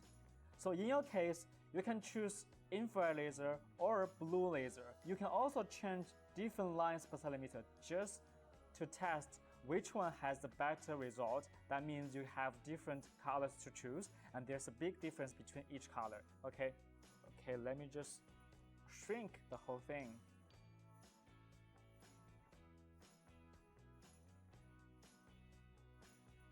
Let's hit the framing and check out if the blue square is right on the area we want to engrave. I haven't gotten that Everything's to work ready. yet. Let's hit the process and hit the start and push the button on the machine. Oh gosh. Want to know how to laser make a ukulele? Subscribe to our YouTube channel and turn on the notification. Oh, the music. Wow, this is exactly what we want. We got multiple colors right here, from the really light to the really deep, like blue or reddish or brown or silver. It's such like a color spectrum, okay? And you can just choose the one you like, and you can find the power and the speed on the side, so you can just set up the same parameters on your project. And we did another test based on the blue diode laser, which is different from the previous infrared laser. So you can tell the difference between the infrared and the blue laser. So for example, when the power under 50, you can't really see the color. But when the power up to 60, you can definitely see there's multiple colors on. Yeah, so that was a problem right there. If you notice this whole area here, if it's anywhere lower than 60 power, you're not going to see anything. That's interesting. The surface, and each color actually is shinier a little bit. So it really depends what you want. And you can just choose the infrared laser or the blue laser, and you can set up different. So let me wait. What was the let me see the other one. So this was the infrared laser. The one you like. And so these are the powers down here at the bottom. So if I wanted the strongest one, it would have to be like 100 by 100. That's crazy. Because right now it's somewhere here, I think.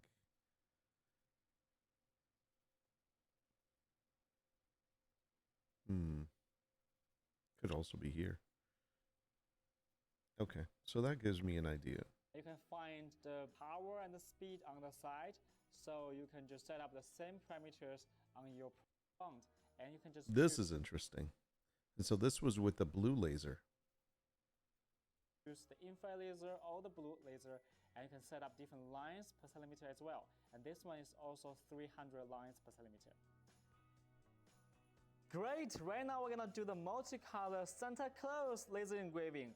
As you can see, there's so many different colors, and some of them from the blue light, like this one, and some of them we choose use the infrared laser, and they all have different parameters just based on the test we just did previously, okay?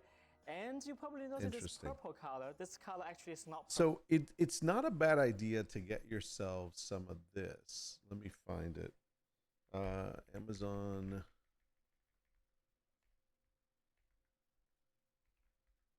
So if you're going to be doing a lot of stuff on like stainless steel, you want to get yourself silver stainless steel. What are they called? Blanks?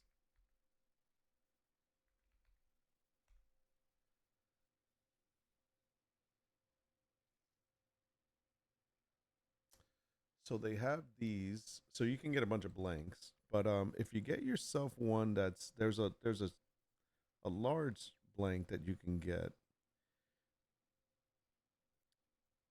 It's got to be the silver ones. It can't be this brush metal crap.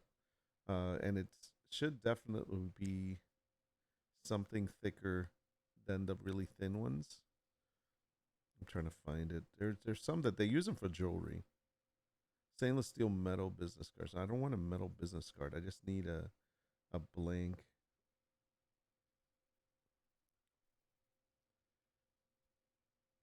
It's gonna have to be something like this. How big are these?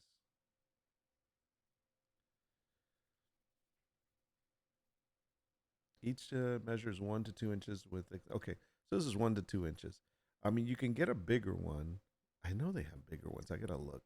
But either way, if you get something like this, but in a larger version, then you can just do a test on it and then keep that test with you so that you could always look. So you put that in a little like a little case, and so you can see, all right, these are the power strength and this is the results that would happen for this material.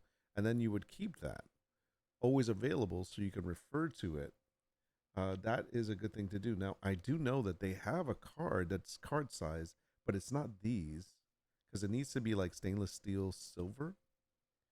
So let's see, blank. Let me write blank card.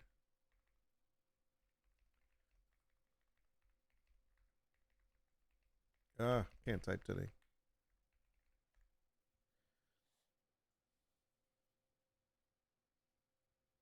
Stainless steel metal. This might be them.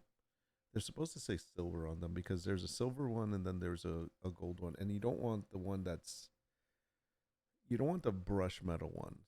That's the difference. Because it's not going to look the same.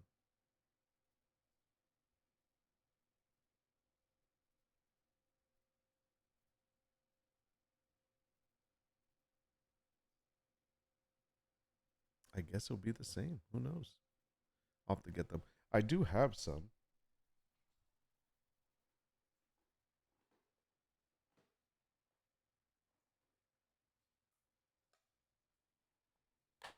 Let's just take a look.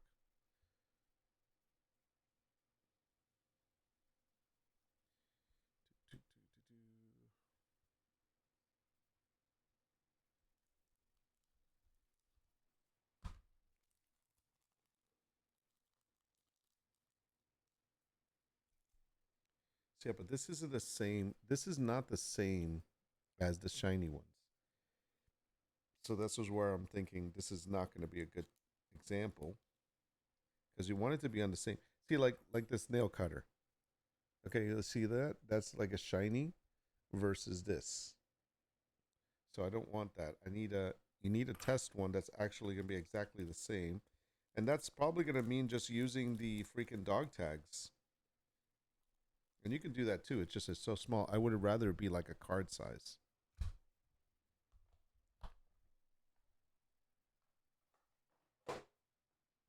So let me see. See if we can find it.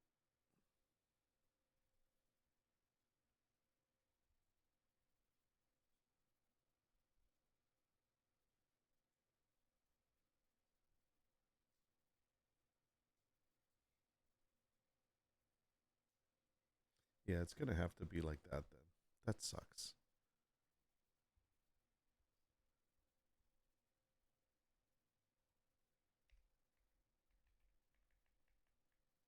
Stainless steel. Silver stainless steel.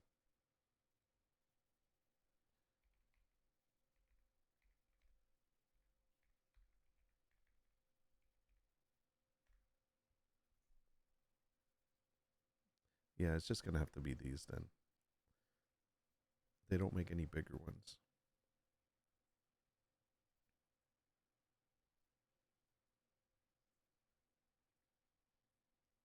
So I'll just have to grab one of the dog tags. I have dog tags. I think I have one more. And let's do the same exact test. And then keep that as a reference. That's going to have to be the way we do it. All right, let's watch the rest of this video. I'm curious to see how this comes out. Purple is just So the colors are not going to be like bright, like, oh my God, it's all colorful. That's doesn't happen. But we don't have the white layer, so we change to purple. So this one more tip I'm gonna show you. This time we're gonna use by layer to process all the colors. Normally we choose the auto planning. Everything's ready. Remember to do the framing, and then we just hit the process and hit the start and push the button on the machine.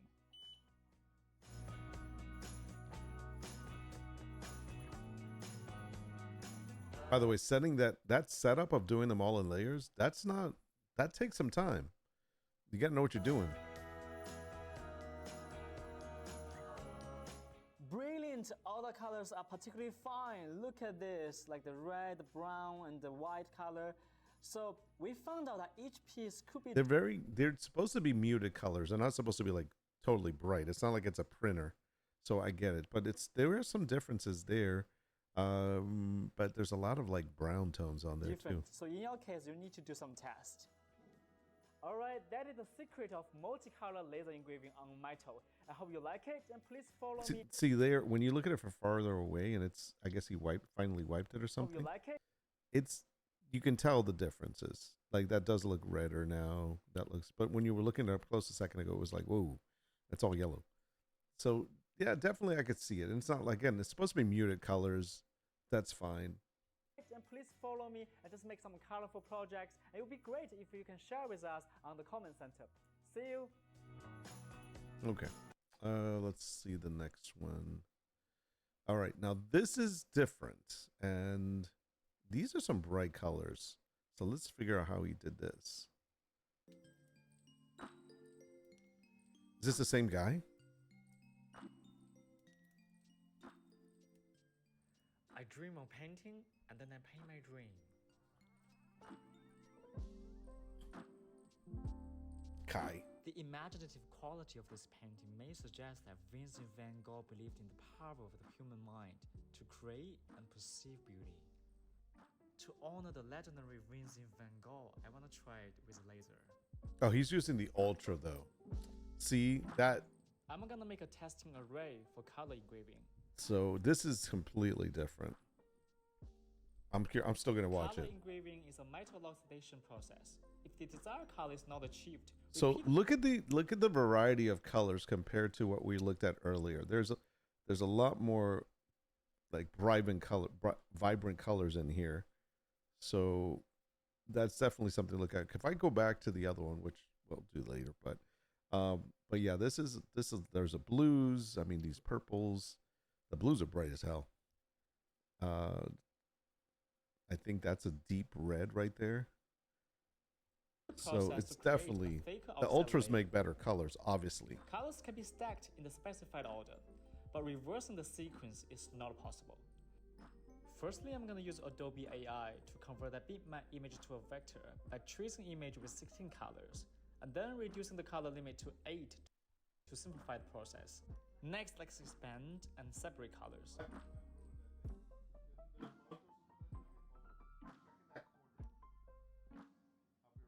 And group each one. Arrange colors from light to dark. We can put the light one on the left and the dark ones on the right. Color separation, yeah. Format file. Import SVG file, original image, and test the ray picture into XCS. Adjust color blocks individually. Yeah, see, this is where you have to do each individual one. This is the work. This is what you do. And restore original positions. The image is now ready. Laser light shimmering like stars in the dark blue sky, immersing us in the boundless That's pretty sovereignty crazy. of nature. Color engraving results can vary. Factors like material, environmental temperature, as well as machine vibration influence the process. Our experiments show that heating stainless steel to 200 degrees before engraving significantly alters the parameters. My test with the Wait, F1 what? Ultra machine You're supposed to heat up your stainless steel to 200 degrees before you do the engraving? Where the hell am I supposed to do that? Put it in the oven? show that stainless steel, titanium are the best materials for color engraving. Stainless steel and titanium. Aluminum, copper, tin, and other materials are not suitable. Feel This is not aluminum though. free to experiment and share your results in the comments.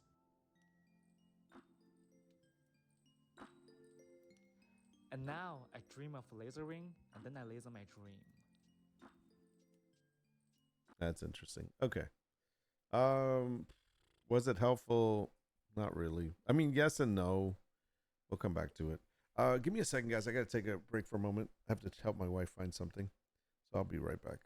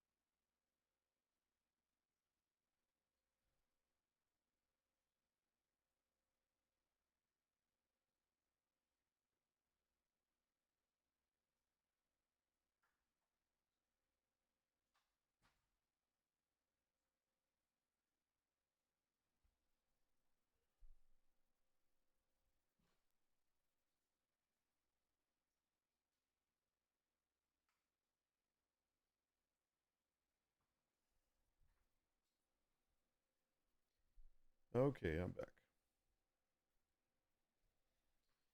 Ooh, well. So now I have to figure out what material those things were.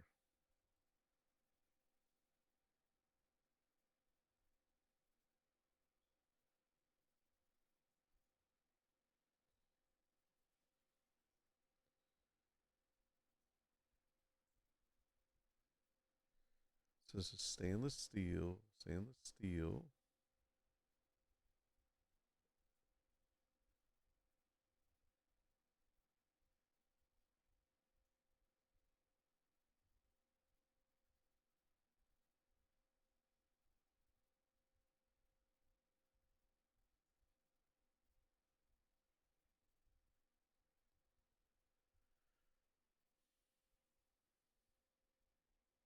Yeah, we're just gonna have to do test, like run the test script, and have it print them all out so we can see. Print them all out. You know, put the whole grid. That's what we're gonna have to end up doing.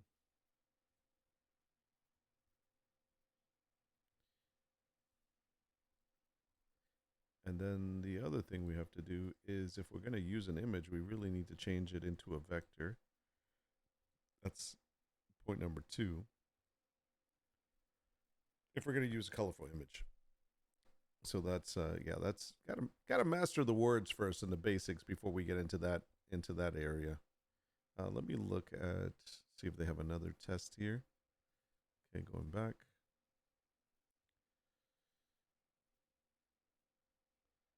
That was color engraving, essential software materials. Let's see what that one has.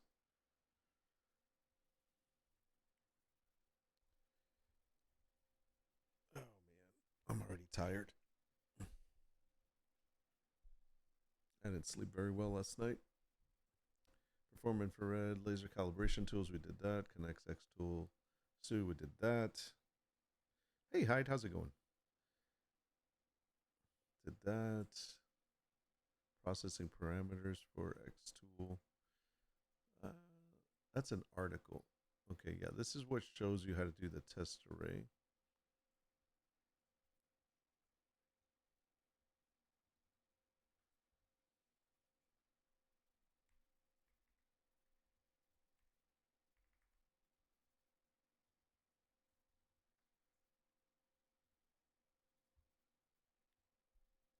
So that's the test array part.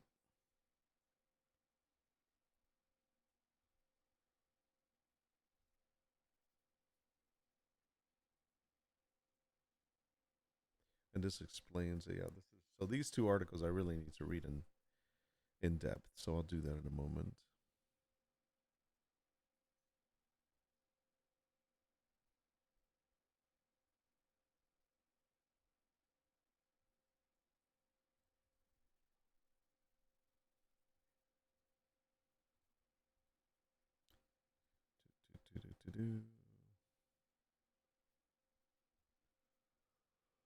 Ooh, ooh, sorry. Ooh. Yawning like crazy today. It's been one of those kind of days. All right, let me go back.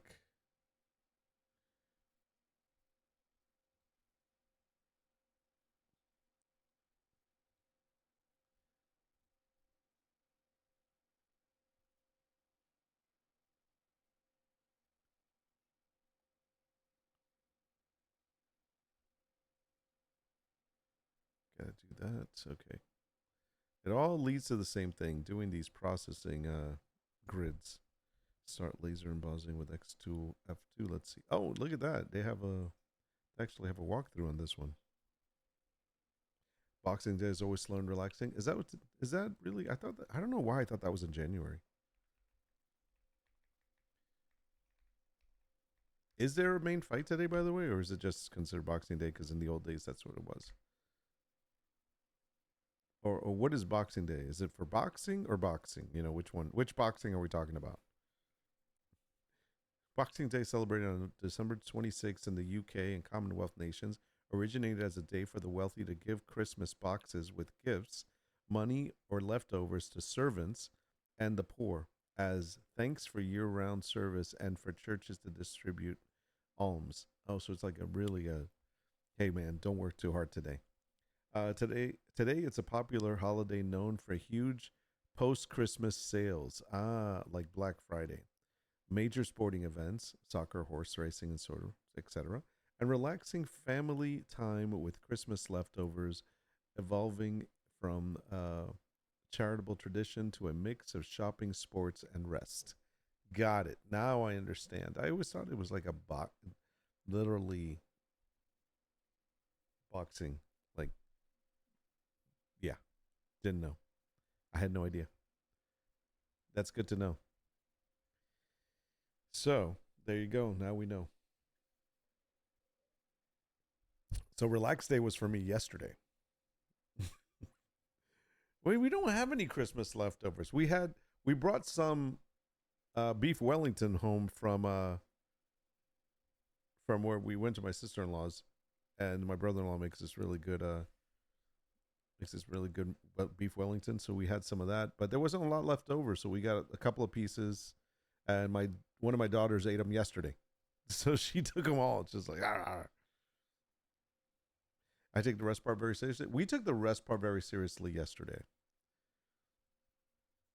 Now we are yeah, I'll tell you about that later. I was gonna say something like, I don't know if I want to talk about that, but yeah, today is definitely rest day, and then we're doing a couple of things this weekend, so preparing for that. It's kind of important. But other than that, yeah, today's also my daughter's boyfriend's. What is it, boyfriend? Let's call him boyfriend for lack of a better term. It's his birthday today. He's turning 18. That means I can legally kick his ass.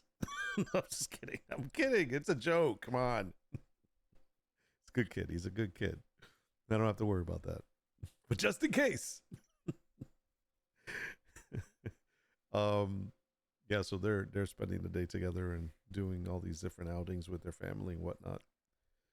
So that's, yeah, today's an interesting day too. Yeah, so Boxing, I kind of like that idea of that the day after Christmas. Like in reading this, like I'm reading what it says here and how it originated as gifts, money, and leftovers given to servants and the poor as thanks for year-round service. Because guess who works on Christmas Day? The servants, like the people that are in service, like whether they're working as in a catering company, or they happen to work in a home and that's having a big party, and they're going to be the ones that are serving and providing, customer service. I mean, service as hosting. So those people will be the ones that are able to now, the day after Christmas, be able to take a break and be like, I don't have to serve anyone today. So that's actually good. Now Uncle Brink can pay him a legal visit. Exactly. There you go. Oh boy, dude got hosed on the birthday thing. What? I cooked too much, ate too much, and now I rest way much. That's a good thing. Not a lot of rest yesterday, family events and work today. Yeah, yesterday was rest day for us. We had no plans for going anywhere. We did our Christmas Eve gathering, and yeah, that's it. My sister has something on Christmas Day, but with her husband's family, and they're really nice people. I mean, I don't dislike them. I've known them probably since I was maybe 19, so I've known them for a long time. It's just I just didn't feel like being in the room with a bunch of people that I don't see on a regular basis, and you see them like once a year or something, and it's kind of that same conversation over and over. It's always the same conversation every year of like, what's new? What have you been up to? And then like, yeah, let me roll out the laundry list. It's like I just don't want to do that. If I get together with people for Christmas, like a Christmas dinner or even Thanksgiving and stuff, I want to get together with people that I see on a regular basis. You know what I mean? Where we can have conversations beyond the what's new, where we can talk about things like, just have more than just the catching up conversation. If you're only seeing people just for the freaking holiday, it's just like, I hate that. So that's where I really dislike those gatherings. So anyhow, that's what it is. So yes, Uncle Bronk can give him a legal visit now. Yes.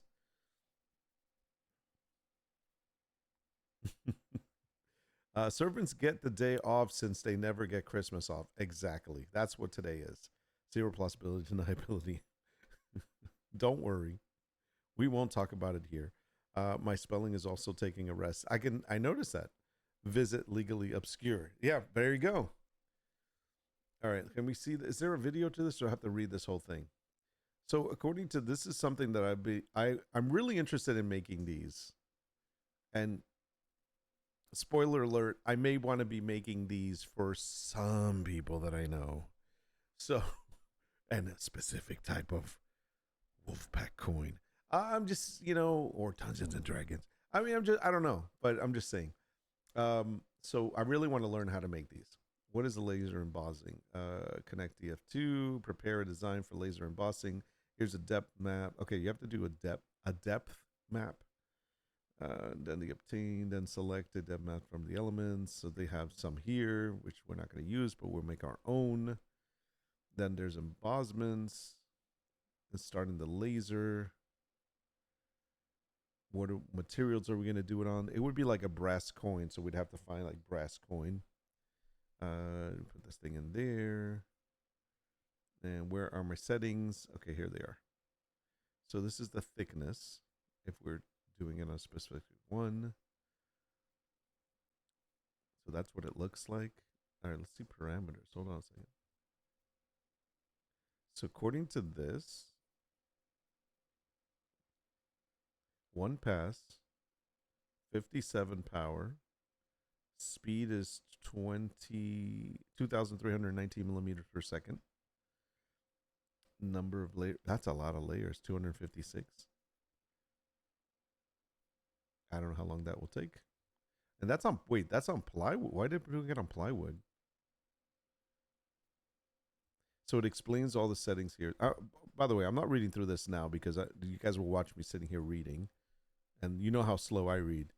The number of times the number of times the laser dots pass over the processing path. So when the laser dots pass over the processing path, the more passes, the deeper, because more passes equals deeper. The laser caves into the material sources. So there's more passes, and the laser caves into the yeah. That's how I would be reading. So you don't want me to do that here. No. It's like it's processing in my head. Okay, set the path process. I'm just reading. So the whole walkthrough is kind of here, but it's just it really is explaining what each thing does, which is really important for me. For example, like what I'm interested in this area right here, that it's basically saying like the laser type. The blue light is typically used with materials like tilia wood, corrugated paper, and leather, and for laser cutting. So that's the blue light. Then the infrared light is ideal for engraving metals such as stainless steel, gold, silver, copper, aluminum, brass, etc. So kind of like explains what everything is used for. That's good. Then it says number of layers. The more layers you set, the deeper the laser carves into the material. So the layers is important here. And that's the part that is more than just multiple passes, it's multiple layers. Yeah, because see that in conjunction with passes is what makes the depth. So this is good to know. And see the other three things that really concern me, and one of them is not here, but it's the power percentage, the speed, and also the duration. For whatever reason, I kept seeing a duration setting when I was trying to do that wolf. So that's where that one I don't see listed here. So it seems that might not be part of it. So those are the things that I'm interested in learning. So I gotta really go through this. This will be good. All right, here's another one. This is how to do it in color. So color engraving, which we've already watched a video on this, but this is the important part right here. I really do need to run one of these. I have to run one of these so that on each individual type of material that I'm using or product, so that I can actually look at it and be like, okay, I know which one looks best on this. That's what I'm going to look for. Or I'm trying to get this blue color. How do I get it? And that way I can refer to something like this and then go from there. Because this shows you the power and the speed. But you can't just like, idiot me would look at this originally and be like, oh, they have a chart. And I'd take this chart and I'd put it up somewhere and I'd use this chart. But that doesn't necessarily mean that this is going to work on all the materials. They're going to be all different. So you have to run this test on each individual material. That's what I'm kind of learning. It's not just this is going to work for all of them. Then they have a test array for X. So they have the test array here for both, which is good. I'm going to be using that. So they show you how to do that. That's important. Good. Okay, moving on. Once I get that mastered, this is the next level, the rotary. Now this is once I have all the settings, because as you're buying samples, samples get more and more expensive. When you're buying these little things here, like these little dog tags, this is not expensive. Like I said, I bought 30, even though I can get it for cheaper, but I bought 30 sets of keychains with different types of little tags, whatever, for $9.99. So that's cheap. What was that? I think that's what, 70 something cents each. So it's not a big deal. I could have gotten them for cheap. I could have gotten them cheaper if I went to Alibaba. But once you start getting into like ceramic mugs, freaking tumblers and things like that, those are not as cheap. So you're going to be paying more for that. And I always like to look at Amazon as a starting point and then go from there. But like, for example, tumbler, blank, let me write blank tumbler for laser engraving. I'll show you what comes up, don't worry. Okay, so here is what we're looking at. So if I were to start doing these, I'm looking now at spending, let's say, let's go 32 pack or 20 ounces, a 20 ounce stainless steel ones for engraving, $159, $160. That means each one is costing me basically just under $5. If I keep looking at the count, like how much is individually, that's the cheapest one right now. So that means if I screw up on a tumbler, I've just wasted $5. So you want to get this stuff kind of like the parameter thing and that knowledge of how all of this is set up. You want to test that on the stuff that doesn't cost you a lot. Or if you happen to have extra tumblers around the house that you don't mind screwing up and just using. And that's the other thing that I would do. And by the way, I need to show you the tumbler and the cup and the dice that I got for Christmas. So that's that. Let me look and see. Oh, look at these tumblers. These are a $4.12 a count, but these are rainbow. So that means that when you engrave them, the rainbow colors come out. This is even cheaper, $3.75 per each one. But it's one of the square ones. If you want not the square, the thinner stainless ones, they're called steel skinny tumblers.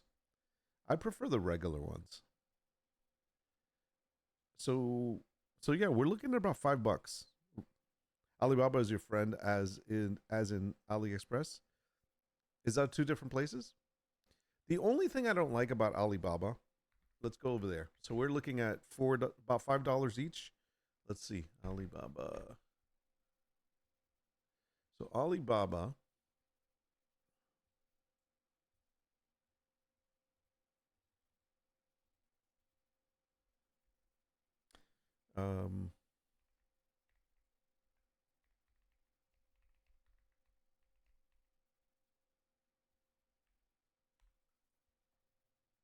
The only thing I don't like about them, like I said, it's like I try to get the stuff from the US because shipping, things like that. So I like to filter out always for that. So I'm going to do more filters and I'm going to do United States. I also like to shop American. So I'm sorry. I am big on that. Anyhow, here goes. So I'm looking at, so these here, $3.50 to $4, a minimum of 100 pieces. So you have to buy 100 of them. Here's another one. 300 pieces are $3.70. Let's look for the regular ones. So one set, I don't know how many are in this set, but it's $170. I'll have to check that one, but let's just scroll down for a moment. Look for some regular ones. $3.75, minimum order of 20 pieces. So that's not bad. Was that about $60, $70? I know it's less than 100. Now the question is, like, for example, if I choose that, what's my shipping? Free shipping, perfect. So those are possibles there. Yes, there are two different places. When you get to the point, wholesale is the way. Yeah, exactly. and that's the thing. It's like, yeah, Amazon is good to start off with as a, get a price point and see if you can find a couple of items for samples that you're making. But when it comes to actually doing bulk inventory and you're really looking to, like, things are going well, you're having a lot of sales coming in, so you need to keep inventory. When it comes to that, that's when you need to start looking at wholesale. Absolutely 100%. I agree with you. But for when you're starting out and you're just doing some samples here and there, if you can get them for cheap, get them for cheap. I don't want to buy a lot of them. Like, here's another minimum order 36. But those are for cups, which are kind of cool. So anyways, so that would be the way I would look, but we're not there yet. Like I said, I want to be here and use this rotary thing because you put it down. And by the way, this piece here costs about anywhere between $200 and $250. And it's great, but it's yeah. You gotta have some orders. I would probably buy the extended area. I forgot what it's called. Instead of this first. All right, moving on. Let me just see what else I got. Curve. Okay, so for curves, process of curved materials. So it actually does curved materials, which is actually good. We're not going to do that now.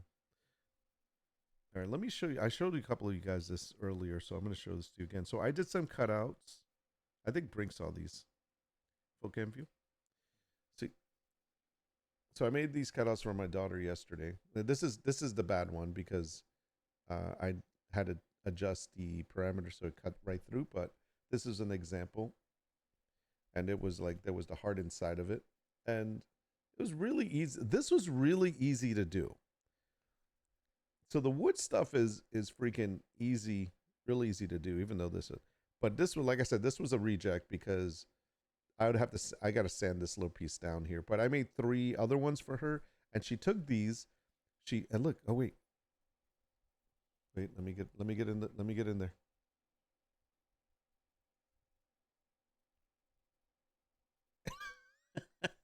There you go. Anyways, she took these 3 of them and she painted them and glued them to a box that she was making as a gift for someone. Don't threaten us like that.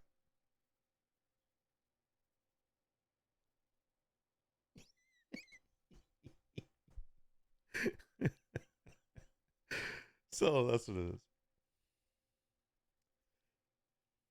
Hearts. So now, and anyways, the cutouts from the inside, I can use because I can actually engrave them and put a little hole, and you can have them as little ornaments for freaking Valentine's. So I'm saving these. Oh, would you stop? I'm screenshot. Nice, bro. there's your Valentine's Day card. Nice. All right, let me see. Let me get out of this. So many things to learn, so many things to master. I'm so Christmas brain right now. So speaking of Christmas, let me show you the couple of things that I got that are D&D related. This year, my wife I think she literally went to a store or Amazon or somewhere online and wrote D&D stuff for nerds. And she picked really good stuff for me, stuff that I like.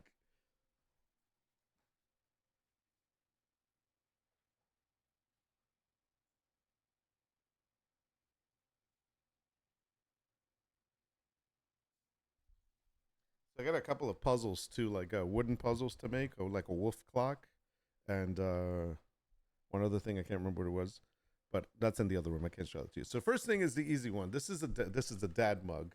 So I got the dad mug, and it has like a cool car. It has a car keychain. Nice. This is like an old style Mercedes. And then it says it basically says dad, noun, always there to take care of you, tells jokes, provides food, and drives. That's basically what I am. Also see personal chauffeur and ATM. So that's, you can guess that was from my daughter. So I thought that was pretty cool. What I like about this mug is that it's actually a ceramic mug. So it's ceramic on the inside. It's ceramic, period, but it's really nice. I'm gonna use it as my Tinder profile. Oh no! Don't you dare! Although you'll get a lot of likes. The second thing I'll show you that one of my other daughter got me was a cute little thing for me to put somewhere. She knows I like turtles, so she got me this little cute crochet turtle. Dad, I turtly love you. Nice. And it says, thanks for always having my back, because it's a turtle. So that is cute. I'm figuring out how the heck to sit it down, but I like thinking that I'm just gonna put it on its back so that it can never get up. So there's that. Let's see. I got a $50 gift card to Michael's because I'm gonna get samples from there for my print. So they knew that I wanted this, so I got that. All right. This is the D&D mug that I'm supposed to use when we do D&D. So they told me every day, whenever we're doing D&D on, like, we get together on Sunday, every other Sunday, I have to use this. This is my mug, and it's stainless steel on the inside. So yeah. Put my ale in here. I'm gonna put my ale in here. Where am I gonna put it? I'm gonna put it in here. So that's exciting. Yeah, sorry, I made that cringy. So that's that. Now, this is the gift of gifts, for me at least. So you all know that I am a big fanatic of buying D&D dice. I love dice. I never get to use them, but I love them. And I have so many. I have so many of them. I have only the best dice. So they gave me this. I shouldn't have spoiled it, but spoiler alert, they're dice. So first off, it's, sorry, I kind of ruined it here. I'm trying to fix it. First off, I got this cool box, which you know what's gonna happen up here, right? Yeah, that's right. There's gonna be something up there. So that's got this cool box. And I was like, ooh, they know I love boxes. So when I saw it, I'm like, oh my God, they got me a box. I'm so happy. What's in the box? I really just thought it was the box because they know I love I love old stuff. Like I love boxes like this. I love these type of journals that have the old pages. You remember, you'd see these? They're like leather bound. I love those. It's my thing. So when I thought it was just a box, I was really excited. I was like, holy crap, that's a cool box, man. Where'd you find that? But then I opened it up and there was something inside. I was like, what? What is this? And it's a little pouch. So I picked up the pouch. What did you do next? I don't know. Let's roll a D20 and find out. And so then inside, I'm like, what is this? Because I can hear something in it. I can hear like little jingling. I didn't know what that was. And I'm like, did they buy me like some coins? Do I have like gold in here? So I was really excited because I thought it was gold. I'm like, oh my God, they just gave me like a pouch of gold. And so I went ahead and poured the gold out, only to find out it wasn't gold. It was D&D dice. And they are so cool. I'll show them to you individually. But this is the best thing about them.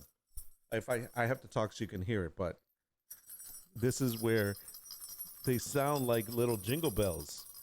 But if you shake them on their own, they don't sound because there's nothing inside. They only sound like that when you have two or more, really three. And then you can hear it. So that's pretty neat. Anyways, let me show these to you because these are really nice. I don't know if I'm going to be able to get close up in there, but yeah, there we go. So they're actually dragons. They're see-through. The dragons are on the side. Obviously, the numbers are there. The gold numbers are in gold. They're really sweet. And these are metal. These are a type of metal. They're very firm. So sweet. I mean, I really like these a lot. Here's a square one. I think this is a 10.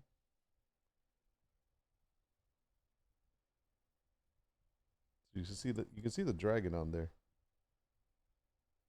They're so cool.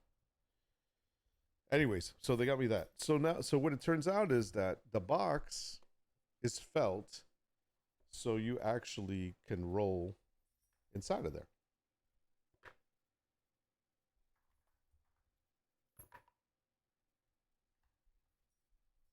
So not only is it a box to keep them safe in, but you can actually do your dice rolls in there. So yeah, so I'm pretty excited. I really like this a lot. I have no idea how they found. I would not. I don't know. Here's the thing: is I don't know if they bought this separately, or if they bought it all together. But I got to be honest. I've looked for dice, never seen these cool ones, and or at least I didn't see these. And if I did see them, I probably thought, nah, I can't spend that much on them. So I'm really happy they got them for me, because I do really like them. So this would be the D&D box that I bring with me. It's like my precious. I'm gonna hold on to these with my binder. This is old. I've had this forever. I just, whatever. It just happens to be here in my bag of holding. So that's that.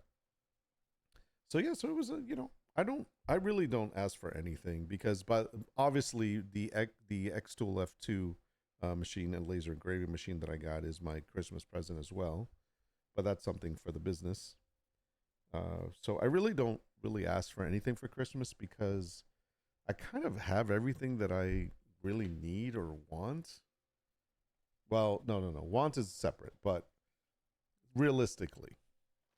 So I don't really feel like I need to be asking for stuff.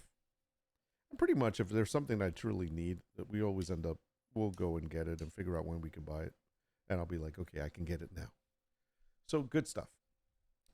Anyways, that's what I got. So if you I would love to see, if you guys are on my Discord, which most you guys listening right now are, I would love to see what your favorite present this year was. And if you can share it, if it's something that's private or personal, don't share it, of course. But if you'd like to share it with us, I would love to see it in the Discord at any time. So anyway, that's that. Now I need to check on a sale.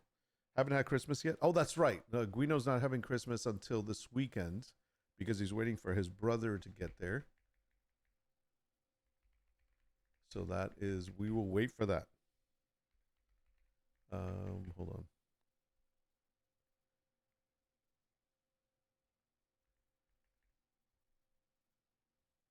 I'm supposed to print out an order today that I got.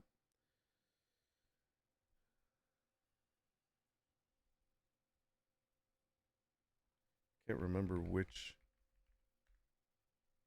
print was purchased.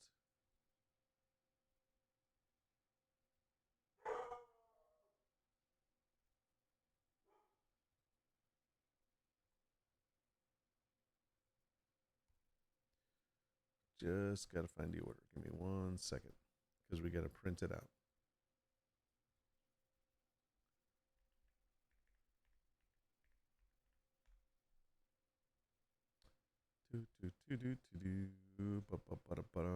Oh yeah, man. Gotta kick it into gear and get new freaking items.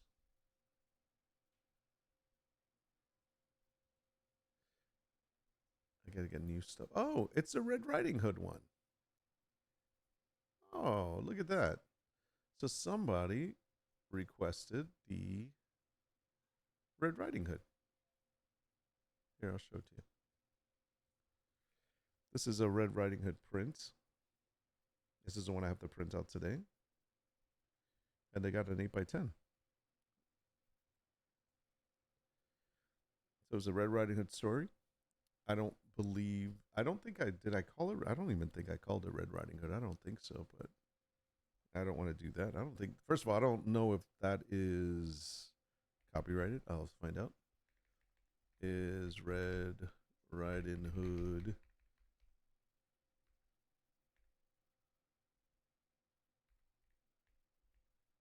was it copyrighted and what's it called? Trademarked? I'll just write public domain. Obviously, it doesn't look like anybody. It can be anybody. Yeah, it's public domain. The core of the fairy tale of Little Red Riding Hood is in public domain because its origins are ancient folklore, but specific modern versions, illustrations, or adaptations like Disney's are copyrighted. So this is my own. I have two of these, two different ones for Little Red Riding Hood. This is the first one, and it's basically, I think this one is called Red Riding Hood with Wolf fairy tale. Yeah, it's a fairy tale. Child and wolf in forest scene. It is it's quite cute. It's just a very simple, traditional kind of print. Now there is another one that I have that's similar. Let me find it. And I have to put up a new collection very soon. This is Little Red Riding Hood with a cloak. So this one's a different one. This is just Little Red Cloak forest print. Girl alone in the woods. And this is another one of my favorites actually. This is a little bit more mysterious. So good quality also. There was one other one, I think. Let me look at fairy tales. No, it's not a fairy tales. It might be still in current collection. I think there's one more. Oh, you know what? I have not put that one up yet. That's right. And I'm missing something, so I think something may have already changed.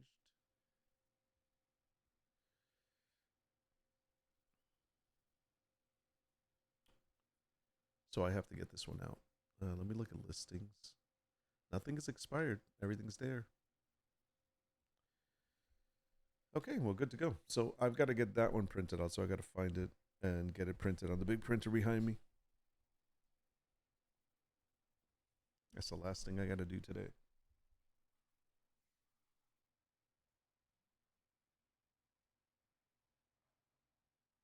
I still have these. Remember these? World of Warcraft? I think these sell for like $50 now. Something like that. Let's put them somewhere.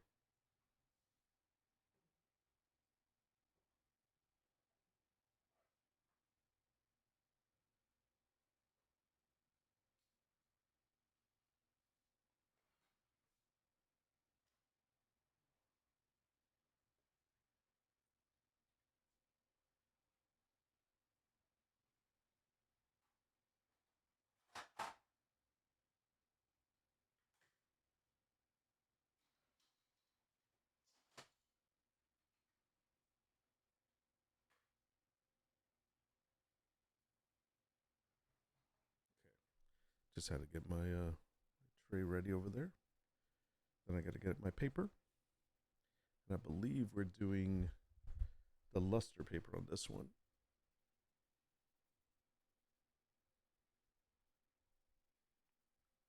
I will double check.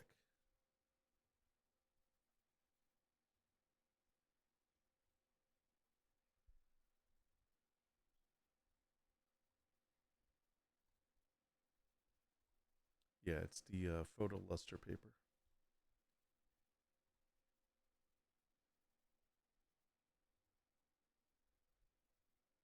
Gotta find it. So Christmas is done, and now New Year's is coming. It's amazing. I was telling my wife this Thanksgiving and up to now has been, I should say November and December have been really hectic months. Like they've been feeling so rushed. Like you had so many things we had to take care of and just working on and things that came up. I mean, if I even think about the facts that like even things in the house that happened, like I had to deal with changing my car insurance to a new company. I had a roof leak that I had to pay for to get repaired. Shoot, that's just two things. And then there was a couple of medical things with my daughters, medical things with myself. You know, it's just like there was always something going on, and it just seemed like no. And then on top of that, you know, there's the holidays and the make sure you're getting a gift, who we're getting a gift for, where we're going, who we're seeing. Oh, there's a trip coming up. it just seemed like it was just one thing after another and just roll. And then I wanted to go visit my brother because his daughter, the youngest, here's the funny thing, the youngest daughter, or the youngest, I should say, child of all my siblings, of all of us, is my younger brother's daughter, obviously, and she's, holy crap, I completely forgot her age now. Is she 10? Shit, I forgot her age. I completely blanked. So either way, she's actually in she's a performer. Like she actually acts. She's an actor. I guess that's the right word to say. I don't think we say actress anymore. We just say actor. So she's been in a couple of productions and a couple of commercials and a couple of things. So that's what she does. And there is they do the Christmas Carol. She did this last year or maybe the year before also. And so this year she got to be in this role again, and she believes she plays Tiny Tim.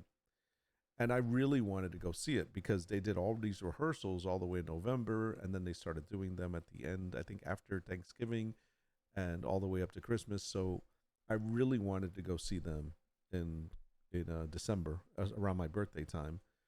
But unfortunately, cost wise, it was going to be the four of us going. I couldn't put it in the budget. I couldn't put it together. There was so many other expenses that came up out of the blue before that. It kind of like just ruined the possibility of doing it.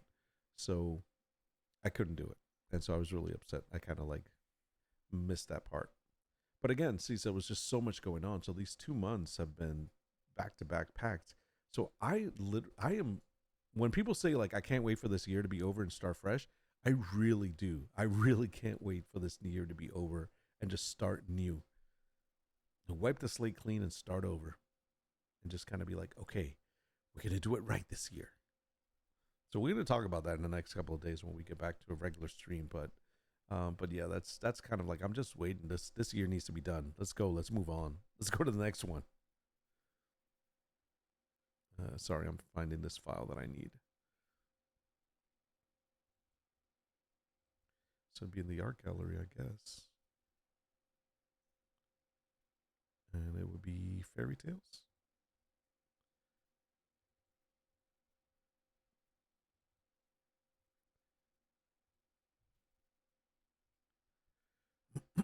Okay, so it'd be this 8x10.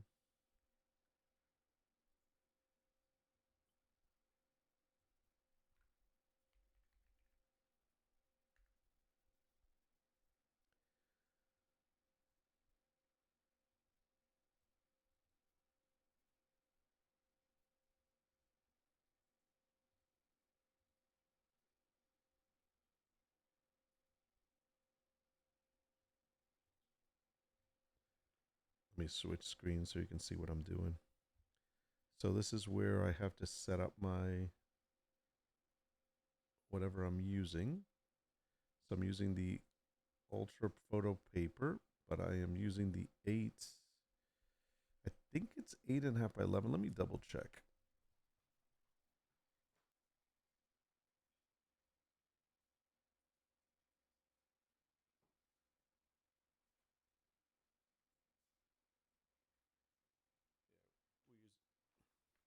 We use this paper.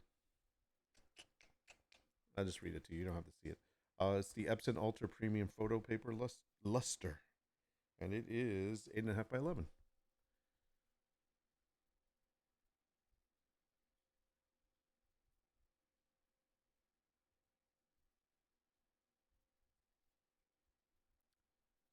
So we're just double checking here, make sure everything's correct. Portrait style.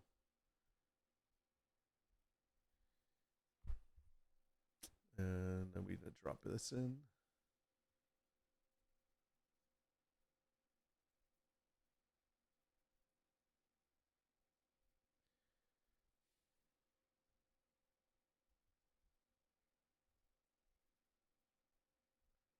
So we have to actually do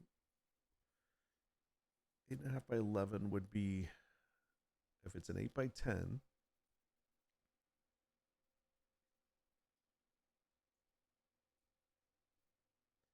we have half would be broken down into 1/4. So left would be 25. Right would be 25.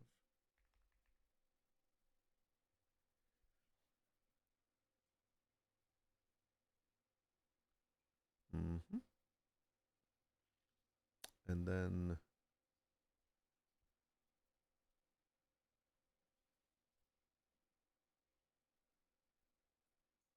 it'd be 50 and 50 for top and bottom.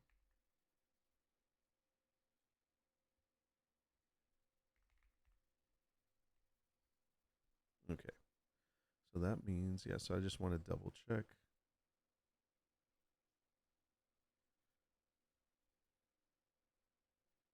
I always like to give it a little more, but in this case, what I do is I just cut like an extra, I leave a little bit of white around it. So when I cut it, I'll leave a little bit of white. But this should be 10.5. Yep, that's right, because it starts here. So that's right. 1/2 inch there, 1/2 inch there makes it 1 inch, so that makes it right. So that's right.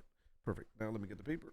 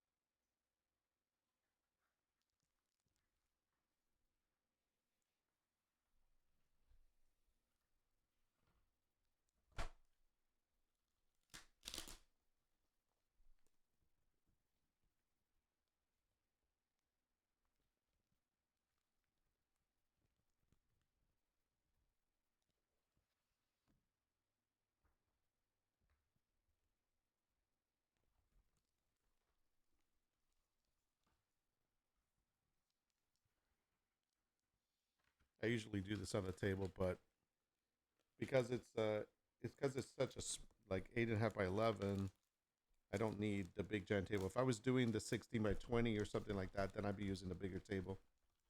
But just make sure it comes off flat and everything. But yeah, this is being a smaller paper. It's fine. I can do it right here, and I'm not really touching it.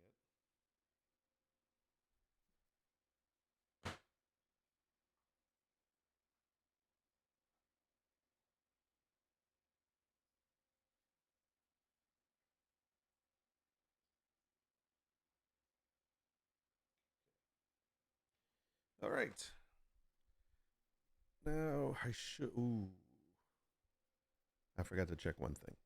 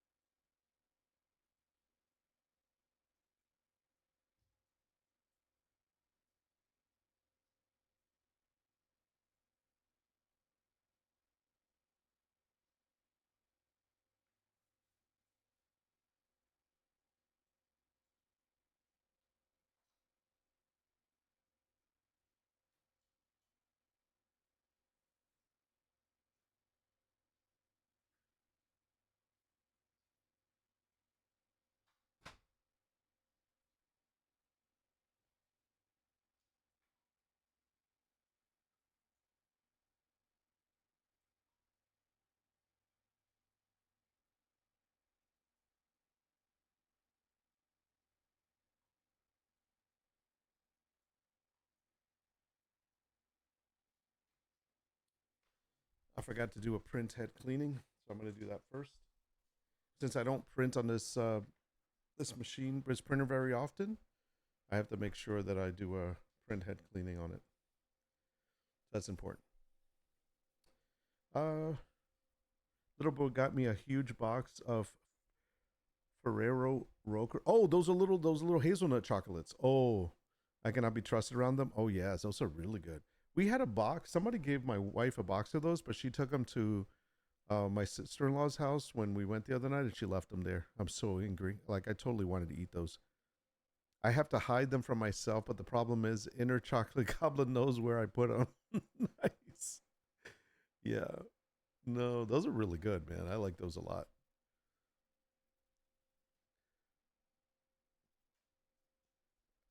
I'm trying to think what else. What other little desserts do we eat on Christmas time that we also like? Well, obviously eggnog. Some of us like it, some of us don't. I get it. Put a little rum in it. I'd kill that box in one gaming session. Yeah, exactly. I literally would too. I would probably just sit here. Actually, while just chatting with you, I would probably be eating them. But I really need to cut back. I really can't have sweets. That's gonna be the thing. I have to stop. I gotta cut out carbs and really sugary stuff because I am putting on the poundage, brothers. I'm telling you, it's like I don't think I've ever been this big before. So I'm not saying I'm huge because I listen and respect to anyone that is uh larger than I am, because that's like I one of the things that I always get mad at, or at least I think that people that are larger is people that are like thin and they're like, I'm so fat, oh my god, I'm so big, and they're like, and then people that are bigger than them are like, really shut up, toothpick, you know. I mean, so I don't ever want to be that person that does that, but I can say that for me, I'm the heaviest I've ever been. I am the largest I've ever been, to the point where I just the other day pulled everything out of my closet that did not fit, that I can no longer get into. And this is the second time I've done that. And yeah, I'm down to I'm not joking. I think I am down to 7 or 8 pairs of pants and maybe 20 shirts. Yes. And that's not including t-shirts because I got t-shirts up the wazoo.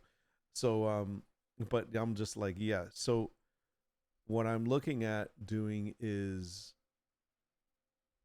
basically saving those because I want to get back there. And they're all nice clothes. Like there's so many good pants that I bought, like nice pants and nice shirts, and I'm like, I can't wear any of them. It really sucks. So I totally want to get back there. Stop finding all the pounds I lost. Yeah, exactly. I found all your pounds, bro. I'm holding them for you. Do you want them back? Let me know when you want them back. Plain yogurt and the little pre-packed cups of fruit. Those are good. I will give you that bit of it will give you that bit of sweet without going overboard. That's actually a good idea. I just need to eat more fruit and like just cut out the carb stuff. It's terrible. Your job is burning calories. No, it is, man. You're like he's freaking totally always burning calories. He's constantly moving there. I have never owned 20 shirts. Well, this coming from a guy that had like 100 shirts, if not more, in my closet, okay? So get sweatpants. What do you think I'm wearing today?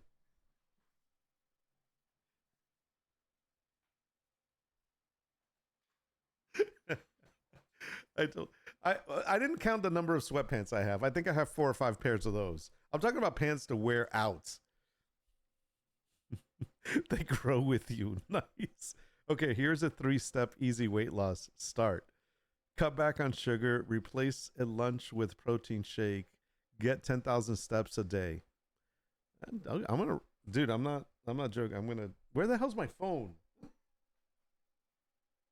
All right, I'm going to have to write that down. Can I screenshot it? I'm going to screenshot it. I'll do that. I got it. Okay. Weight loss steps from Brink. Got it. November to March, my sweatpants month. Nice. I go to the pool pretty much every day.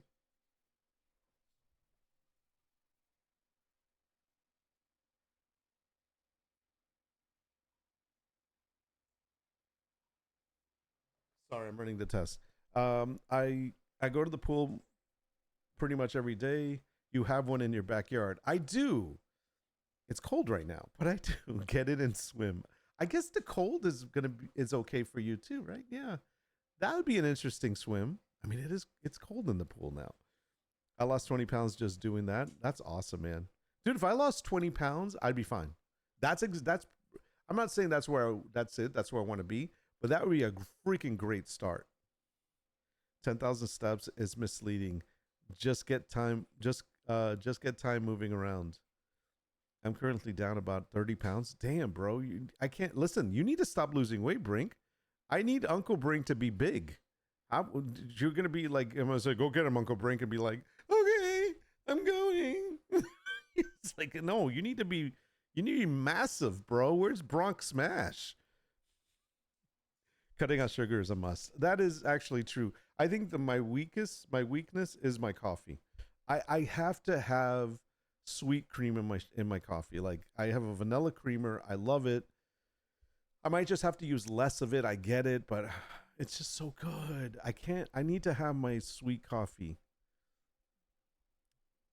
And I love chocolate milk, which I don't drink a lot, but I do love it. I don't really drink that though. And freeze bread for a day before eating it. It turns the carbs into resistant carbs. Does it really? I always freeze my bread. My bread is always freeze. Like, I always put it in the freezer because, like, you know, once we take it out, freeze bread for a day. Yeah, I mean, it's always frozen. We take it out and defrost it. Will I gain muscle? Okay. I'm the same size, bro. Nice. Get zero sugar creamers. Okay, but not like fake sugar stuff, right? Because I don't do that. I don't do fake sugars. Like, I hate all that chemical crap. Zero sugar creamers. Damn, I mean, I have half and half and non-dairy freaking creamer. Ugh. That has no sugar. Like, absolutely zero sugar. I don't know if I can do that. I know I need to, but I don't know if I want to. The coffee thing is like that's a big deal breaker for me. Okay, hold on. I gotta review this. This is like when it prints out, I have to see if there's any broken lines. Do you guys see any broken lines? I don't see any broken lines. That means it's good to go.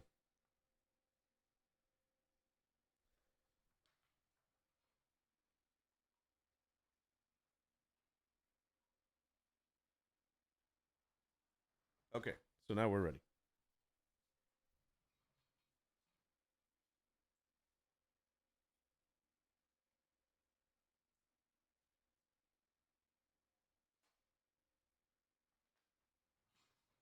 Let me send this to print.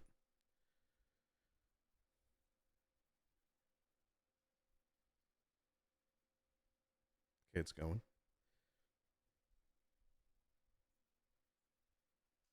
I use liquid pure stevia and it's just fine. I heard stevia is okay, right? Isn't stevia natural? I think so. They are great. The zero sugar ones. Okay. Yeah, it's printing. Can we get a? This is a printer view. We'll wait till it's there. It's gonna be printing. Let's see. Sugar is your number one enemy.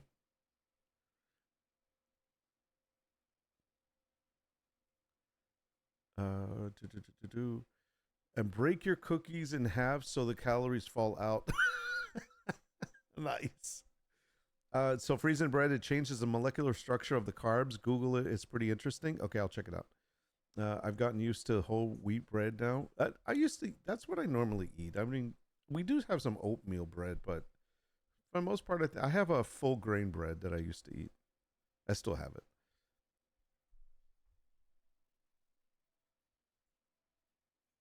It's printing.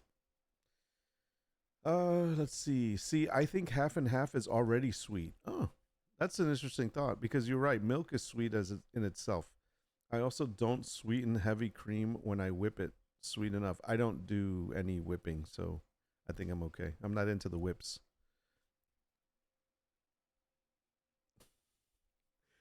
Just earned a new flying mount from a quest. Nice, man. Congrats. What kind of mount is it? Drop a picture of it in the Discord. I'd love to see it. Stevia is good. Okay.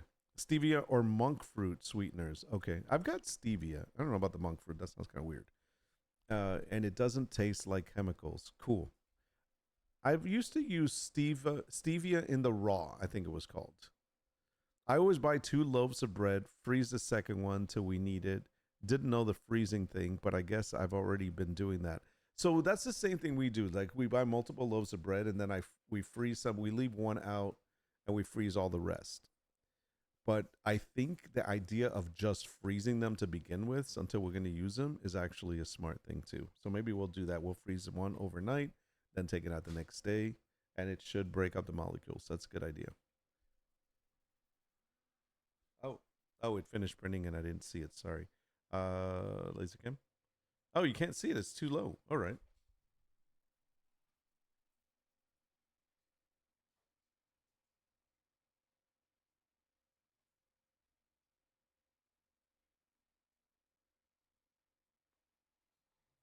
So there's the print.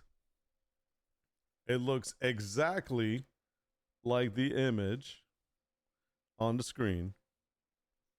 Mm-hmm. Great quality.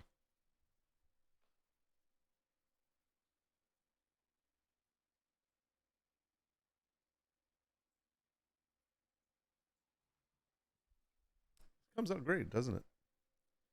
Okay, cool. So we'll let that dry. We're done. We're done with that.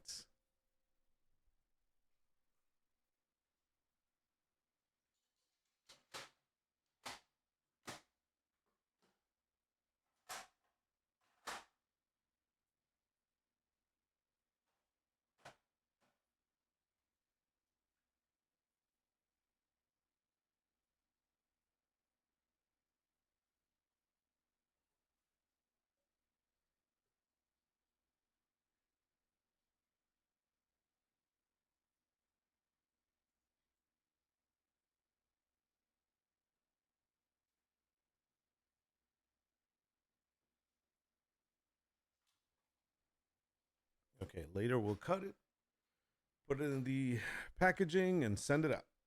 One of the things that I want to work on getting is I want to get some nice packaging.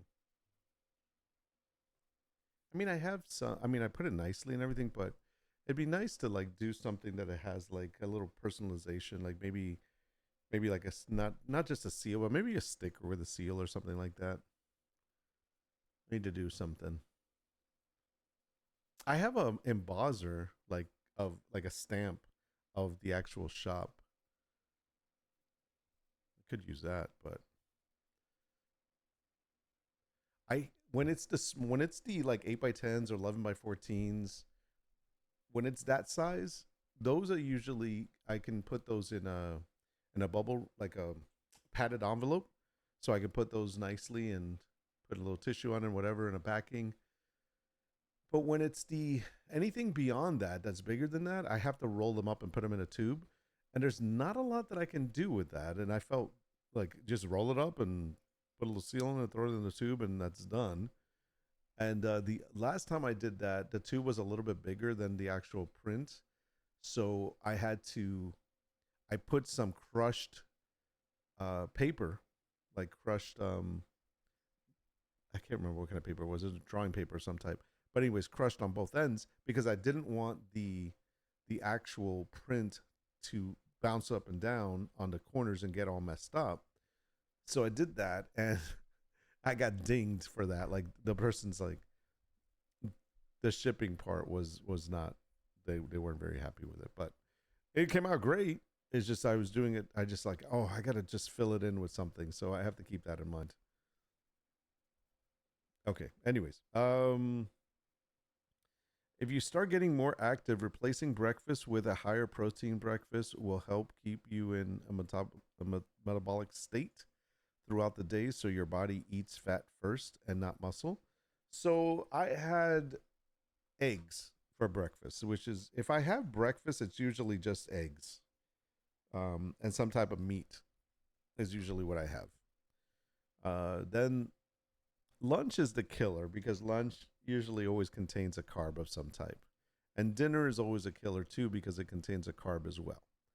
So I think, and then obviously I need to cut out snacks in between. Never mind, not amount, just a stupid pet. Oh, I'm sorry, bro.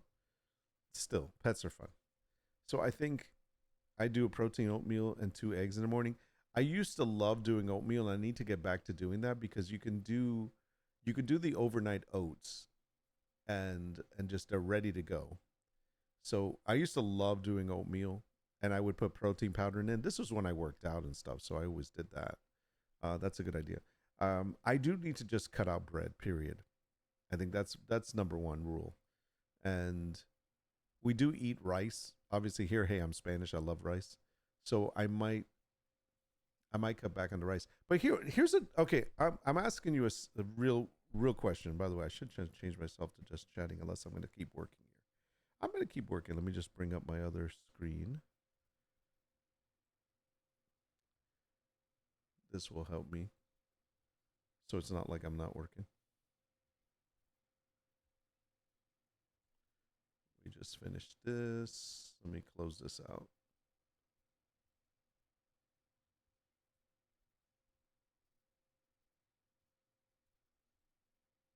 Okay.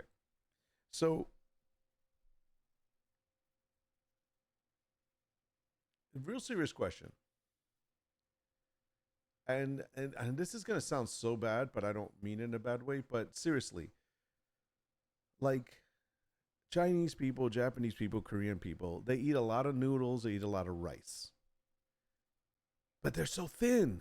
And I know it has to do with the lifestyle because they walk everywhere. These people, they don't sit. These people, that's terrible. Anyways, they don't sit still. They always go doing something, and so I think that the lifestyle has something to do with it. But everything that I've ever heard about rice and noodles is that it's a carb and you have to stay away from it because it's fattening. So is there a difference? Is there like something? Is it not true? I mean, is rice and noodles okay, and ramen okay? I mean, or is it not? Because I would make myself a ramen soup every day if I can. I'll make it from scratch. Japan rubbed off on me. I do a Japanese style breakfast most days or a Korean one. I put is that Salem or Kalen? I can say that. But anyway, cinnamon on toast, everything I can, and turmeric on meats and eggs. They help somehow. Yeah, that's actually good. Turmeric's good. I don't know what the other one is. The movement is one, but frankly, they rarely eat out. They don't buy lots of pre-processed foods. That's important. I think that's 100% on the dot right there. Yeah, active lifestyle and rice that isn't probably processed heavily and has gross additives or that has gross additives in it. Yes. So where do I get non-processed rice? They cook their meals. Kids are taught healthy meals in school. And yeah, they do eat a lot of processed foods. Oh, they do or do not eat. Oh, do not. Thank you. Prime example, pancakes are a dessert or a treat. Yes, absolutely. And here is a freaking breakfast staple. I agree. Yes, I understand that. So if I buy my Mahatma basmati rice, is that processed? Let's go to ChatGPT. I gotta close this out. I'm done with this. So we just need to ship this out by tomorrow. I'll get it ready for today though. If you eat whole foods, you can eat pretty much anything. You mean eat at Whole Foods, the supermarket, or just eat whole non-processed foods? I don't think we do a lot of, well, we try not to do processed foods, but obviously I think if I were to think about the stuff that I eat in the house here, the only real processed stuff that we eat would be the cold cuts, the cheeses, the breads, and the beans because they're in a can. Because I don't have time to make the beans from scratch. Sorry, but in that pretty much, I think that's the main thing. Obviously, if I have cereal, that's processed, things like that. But for the major or cookies, that's processed obviously, but that's it. So if I cut those things out, it'd be better. I meal I meal prep lots of bankin or enamels. I'm not even gonna try. I make an egg, cup of yogurt, or cottage cheese with fruit. Okay. Let me switch over so you guys can see what she's writing there. Sorry, wrong one. Sorry, wrong one again. I gotta label these things, man. They're side dishes, veggie based. Okay. I don't cut out rice at all. It's what I eat with that makes the difference. Yes. So I tend to do, if I do rice, I obviously do a vegetable and a protein or a meat. And a lot of times, I think the majority of the times it's chicken. The second runner up would be some kind of meat like steak. And then the third runner up would be protein wise would be fish. And I'm saying, when I say in that order, that means the majority of the time it's chicken. I don't really do turkey. I used to do turkey, like turkey ground beef, but it's just I don't know. I just don't like it anymore. The other thing I used to love making was, they were called I called them fiesta patties, and they were basically black beans and tuna fish, and little breadcrumbs or egg. You can do that too. Put an egg on it, and then crush it all together. Make a patty out of it. Put some olive oil. You put some herbs in it, whatever you want. I like cilantro, salt, pepper. Put it on, and then fry it like a little burger, little flat burger. It was so good. Yeah, ground turkey has no flavor. You have to really sauce it up. Okay, so this morning I have spinach and seamless seeds tossed in garlic oil and shredded carrots with thin onion and a splash of PF soy sauce. Okay. So my wife can't eat spinach or sesame seeds, so that's out. Last night I made rice, broccoli, chicken, shredded chicken, and mixed it all together. Obviously with condiments. That sounds like a lot of work. That's what I was going to say. But it's I get, like, I like to keep things simple. But simple doesn't mean it has to be processed. I meal prep every Sunday. I package them in individual servings, and I have a salad bar in my fridge. Okay, so I don't like to have, like, for the next day, yes, I will do that. I don't like to meal prep for more than 1, maybe 2 days at most. Only because I don't like having leftovers in the fridge or uncooked things.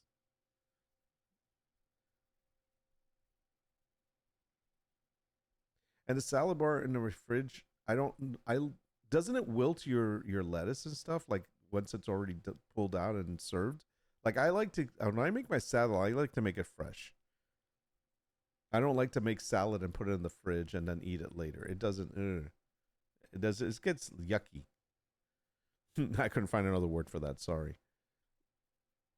If a meal has more than 3 steps, I don't do it, except for my wings. Nice.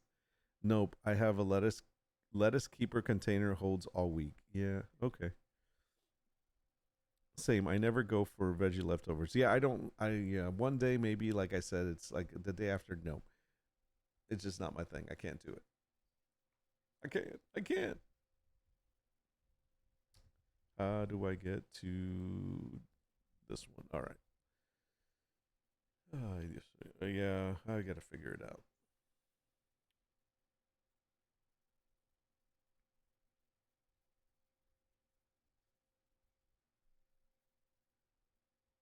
So it sounds like snacks and being too bougie are my problem. Yes, absolutely, 100%.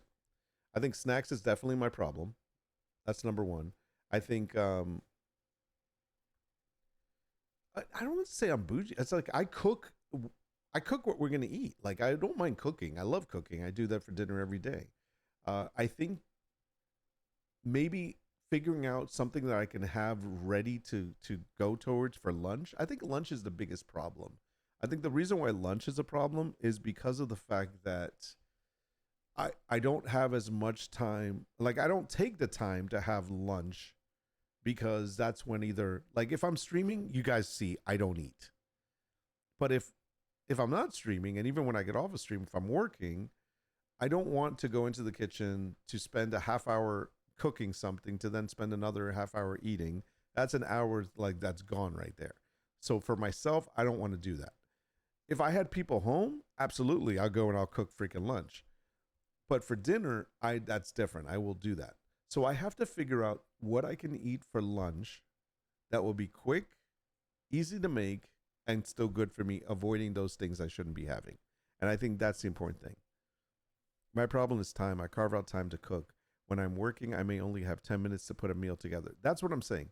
Having it prepared means I don't go, man, I just order. Yeah, absolutely. I think you're absolutely right. But there's certain things I don't want to meal prep because I know I won't eat it. I'll be like, oh, this has been here since yesterday. Not interested. So I have to figure out something that will balance that. My bouginess, sorry. Double protein shake for lunch. Boom, problem solved. There you go. I'll do that. Like I have no problems making a protein shake. Have everything ready. Throw it in the blender. Boom, done. See, I can't have a lot of shakes. My kidneys are picky. Okay. That makes sense.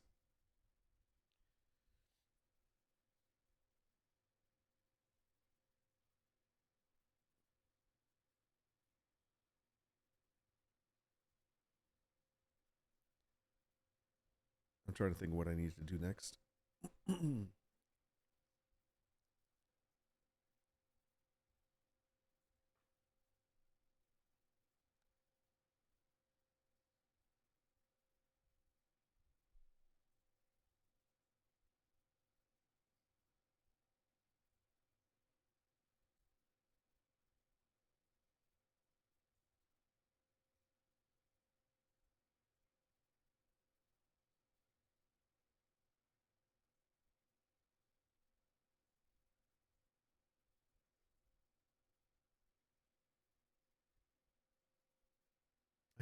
Why did it do that? Hold on a second.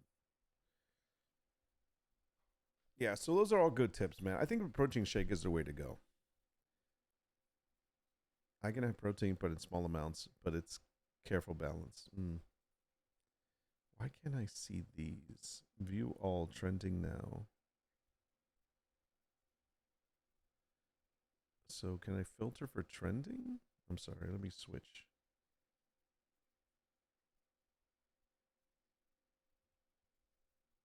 I'm trying to find, I don't want these, so I gotta get rid of this.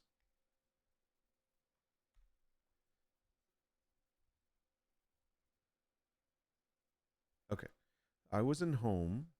I was at home and then I went do do do do do. No, I'm sorry. So it says trending now here. And then I go to view all. But it doesn't change here. Oh, trending. Okay, no, it just says same thing. Latest. So I want to see some things that are not Christmas. That would be good. Slate plates are good. Fallout. Nice. That's still copyright. So you can't do that. If somebody sends if you're engraving and you're like, say custom engraving, whatever, send me what you want me to engrave for you on this piece of metal, and they send you something copyrighted, can you make it? I know I'm switching conversations on you. I'm sorry. I'm done with the nutrition because now you're making me hungry. My nutritionist warned me about protein supplements only do if you're serious about really ramping up your physical activity. Yeah, it's true. Too much protein, not enough activity is not good. Yeah, but I got to get 160 grams of protein a day. I'm very gassy. Wait, what?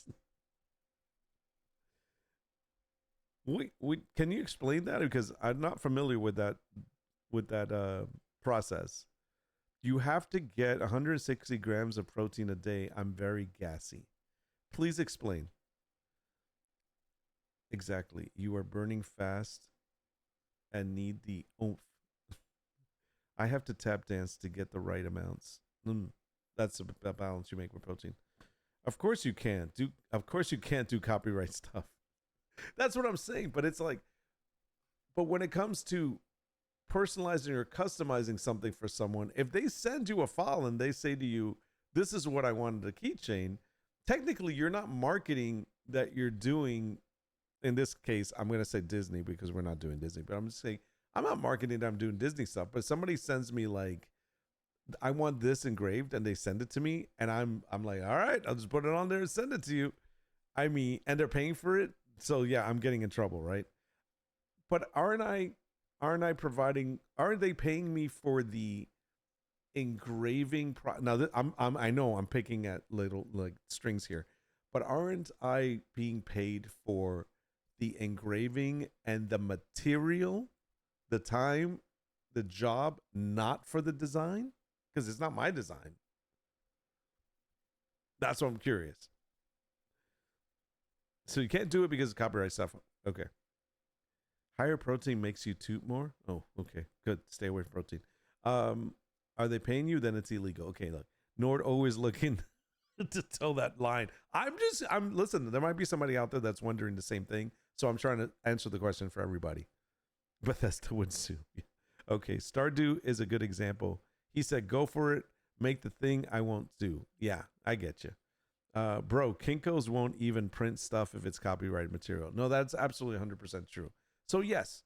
So because you'll still get in trouble because regardless of whether they're paying you for the labor that it takes or the materials that you're providing, you are still printing something that is not yours to print and offering it to somebody, and that's wrong. Absolutely 100%. I get it. You're right. IP is IP. Or I should read that as it's spelled. IP is IP. You're absolutely right. And again, I knew the answer to that. It's just one of those things you like to clarify. I am surprised that at this day and age, there are still people that don't understand copyright issues or how to avoid copyright issues.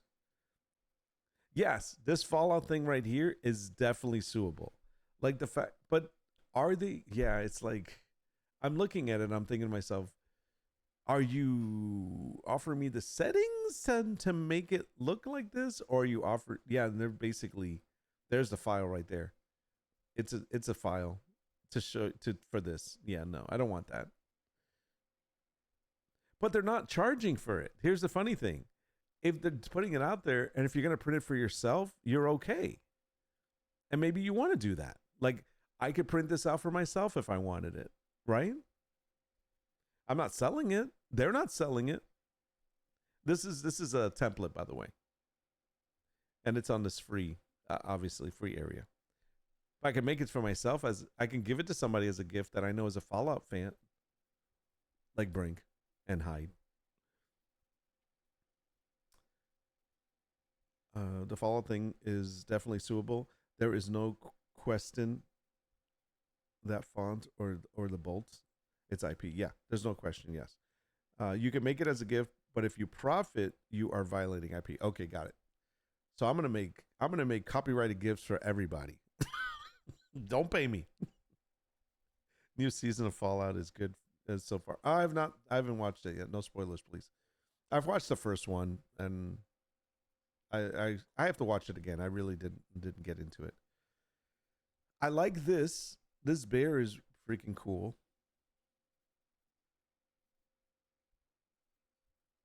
I would totally do this.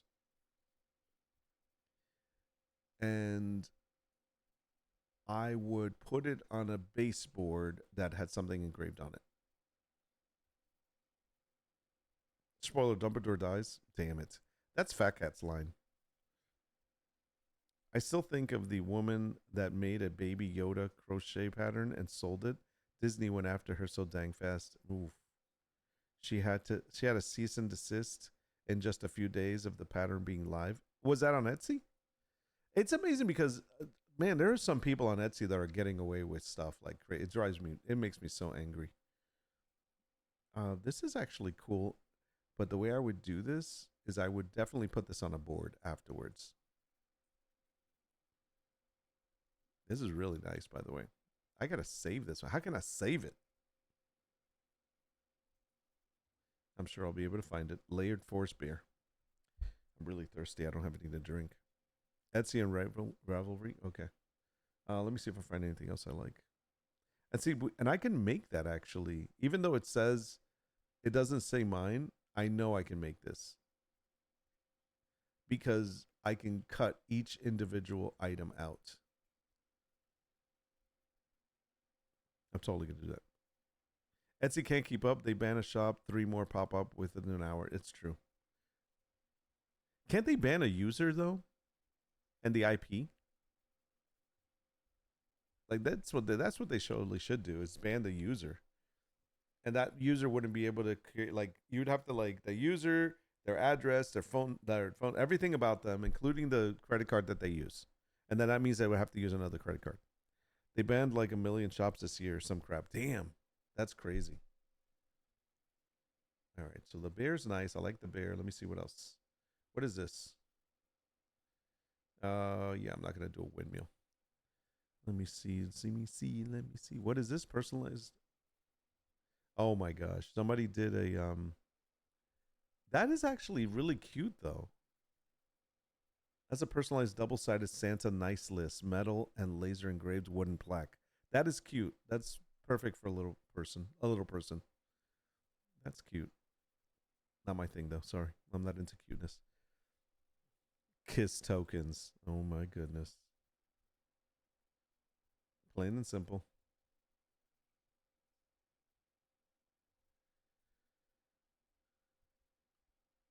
Laser engraved wooden kitchen conversion chart.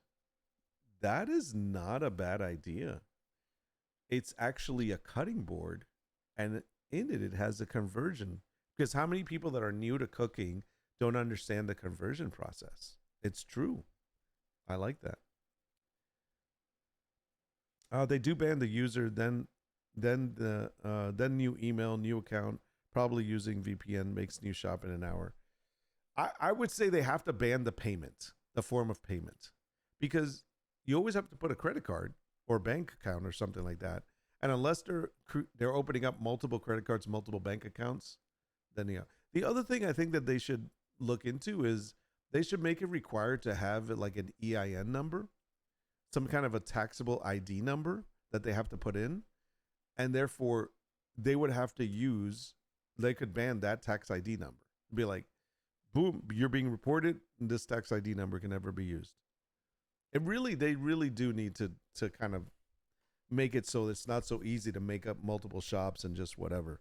Even though EIN numbers are easy to make as doing business as or something like that. But still, they can track, like, literally go backwards and figure out who's who. I have learned to check Amazon for any cool stuff I see on Etsy, and 9 times out of 10 I find it. Yep, no, I agree. It's true. I'm just looking at little projects that people made here, see if there's anything that sticks out to me. I like stuff that's not just Christmas related. This is pretty cool too. I have a couple of these and I've been trying to figure out what to do with them. And the fact that you can do the embossing into them is actually, that's pretty cool.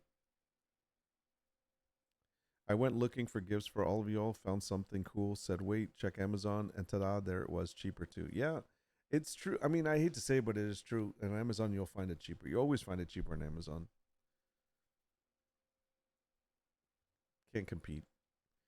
I like those. Can I change a name? You should be able to change a name. Not everybody's going to do a fill one. That's actually pretty cool. I'm curious to see how they did that. Let me open it up in the new one. So this is the one we want. So open a new project. I think my machine's going to turn on over there. Okay. I just want to see the settings. So they have 2 of them in blue lights.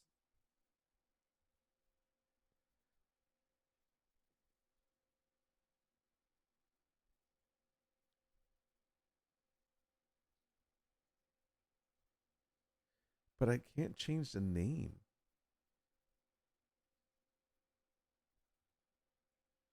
Yeah, so it has to be like you need to actually make the file. See, it sucks. Like, who the hell? Who's gonna make the fill? How many fill people do you know? It should have said something other than a name. That would have been cool. Yeah, this is useless to me. Let me see something.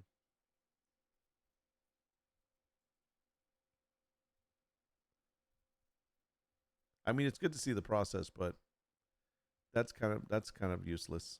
Discard. They should have made it where they either gave you an edible name that you can change, or made it a word, like something that's, faith, strength, hope, whatever, believe in yourself. What is this? What are you showing us? Ah, for touching grass. Oh, that is absolutely funny. What's this one?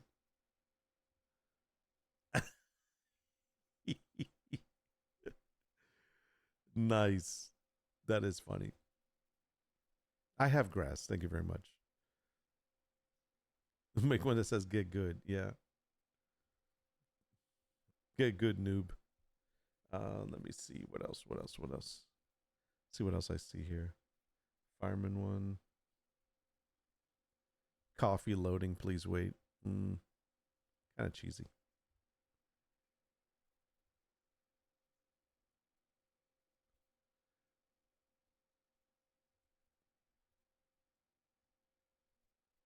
Oh my gosh.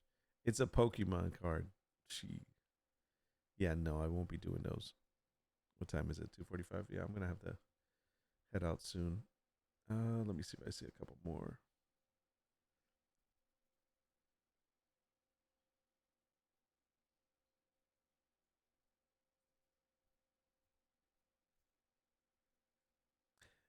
This isn't a bad idea. This is the month,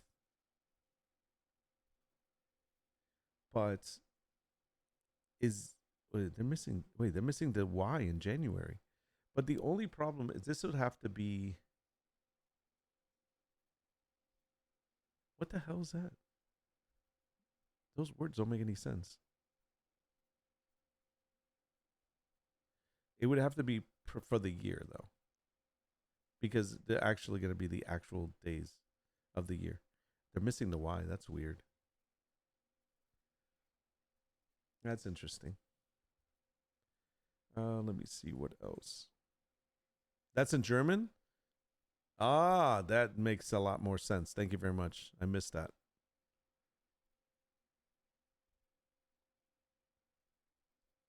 Get one that says turn on aspect of the hawk. Nice, Guino. Thanks for the memories, gamer tags. Same thing twice as much on Etsy. Nice. That's why there's no Y. Got it. I didn't know that. I would just make a gamer merch shop. Good niche. It is. Absolutely. Captain Levi. It's a good niche, but it's a specific target audience. That'd be a whole new shop. Name it the XP farm. Oh shit. Nice, bro.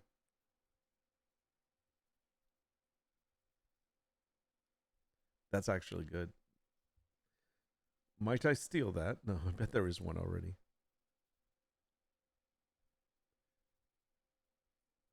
I wonder if there's a lot of wood stuff. What if we did put in the word gamer? Let's see. Oh damn. Joystick stuff. They have a whole section on this.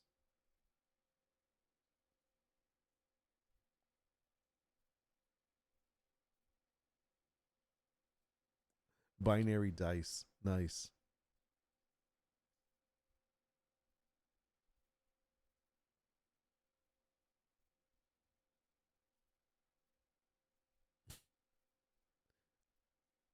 Money holder.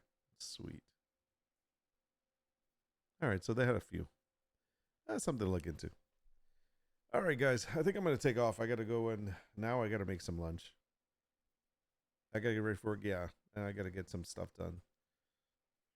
So it was cool hanging out. Thanks for being here. Thanks for hanging out with me, getting some work done. I got a little testing done, understood what I need to do, so I need to spend some time with parameters.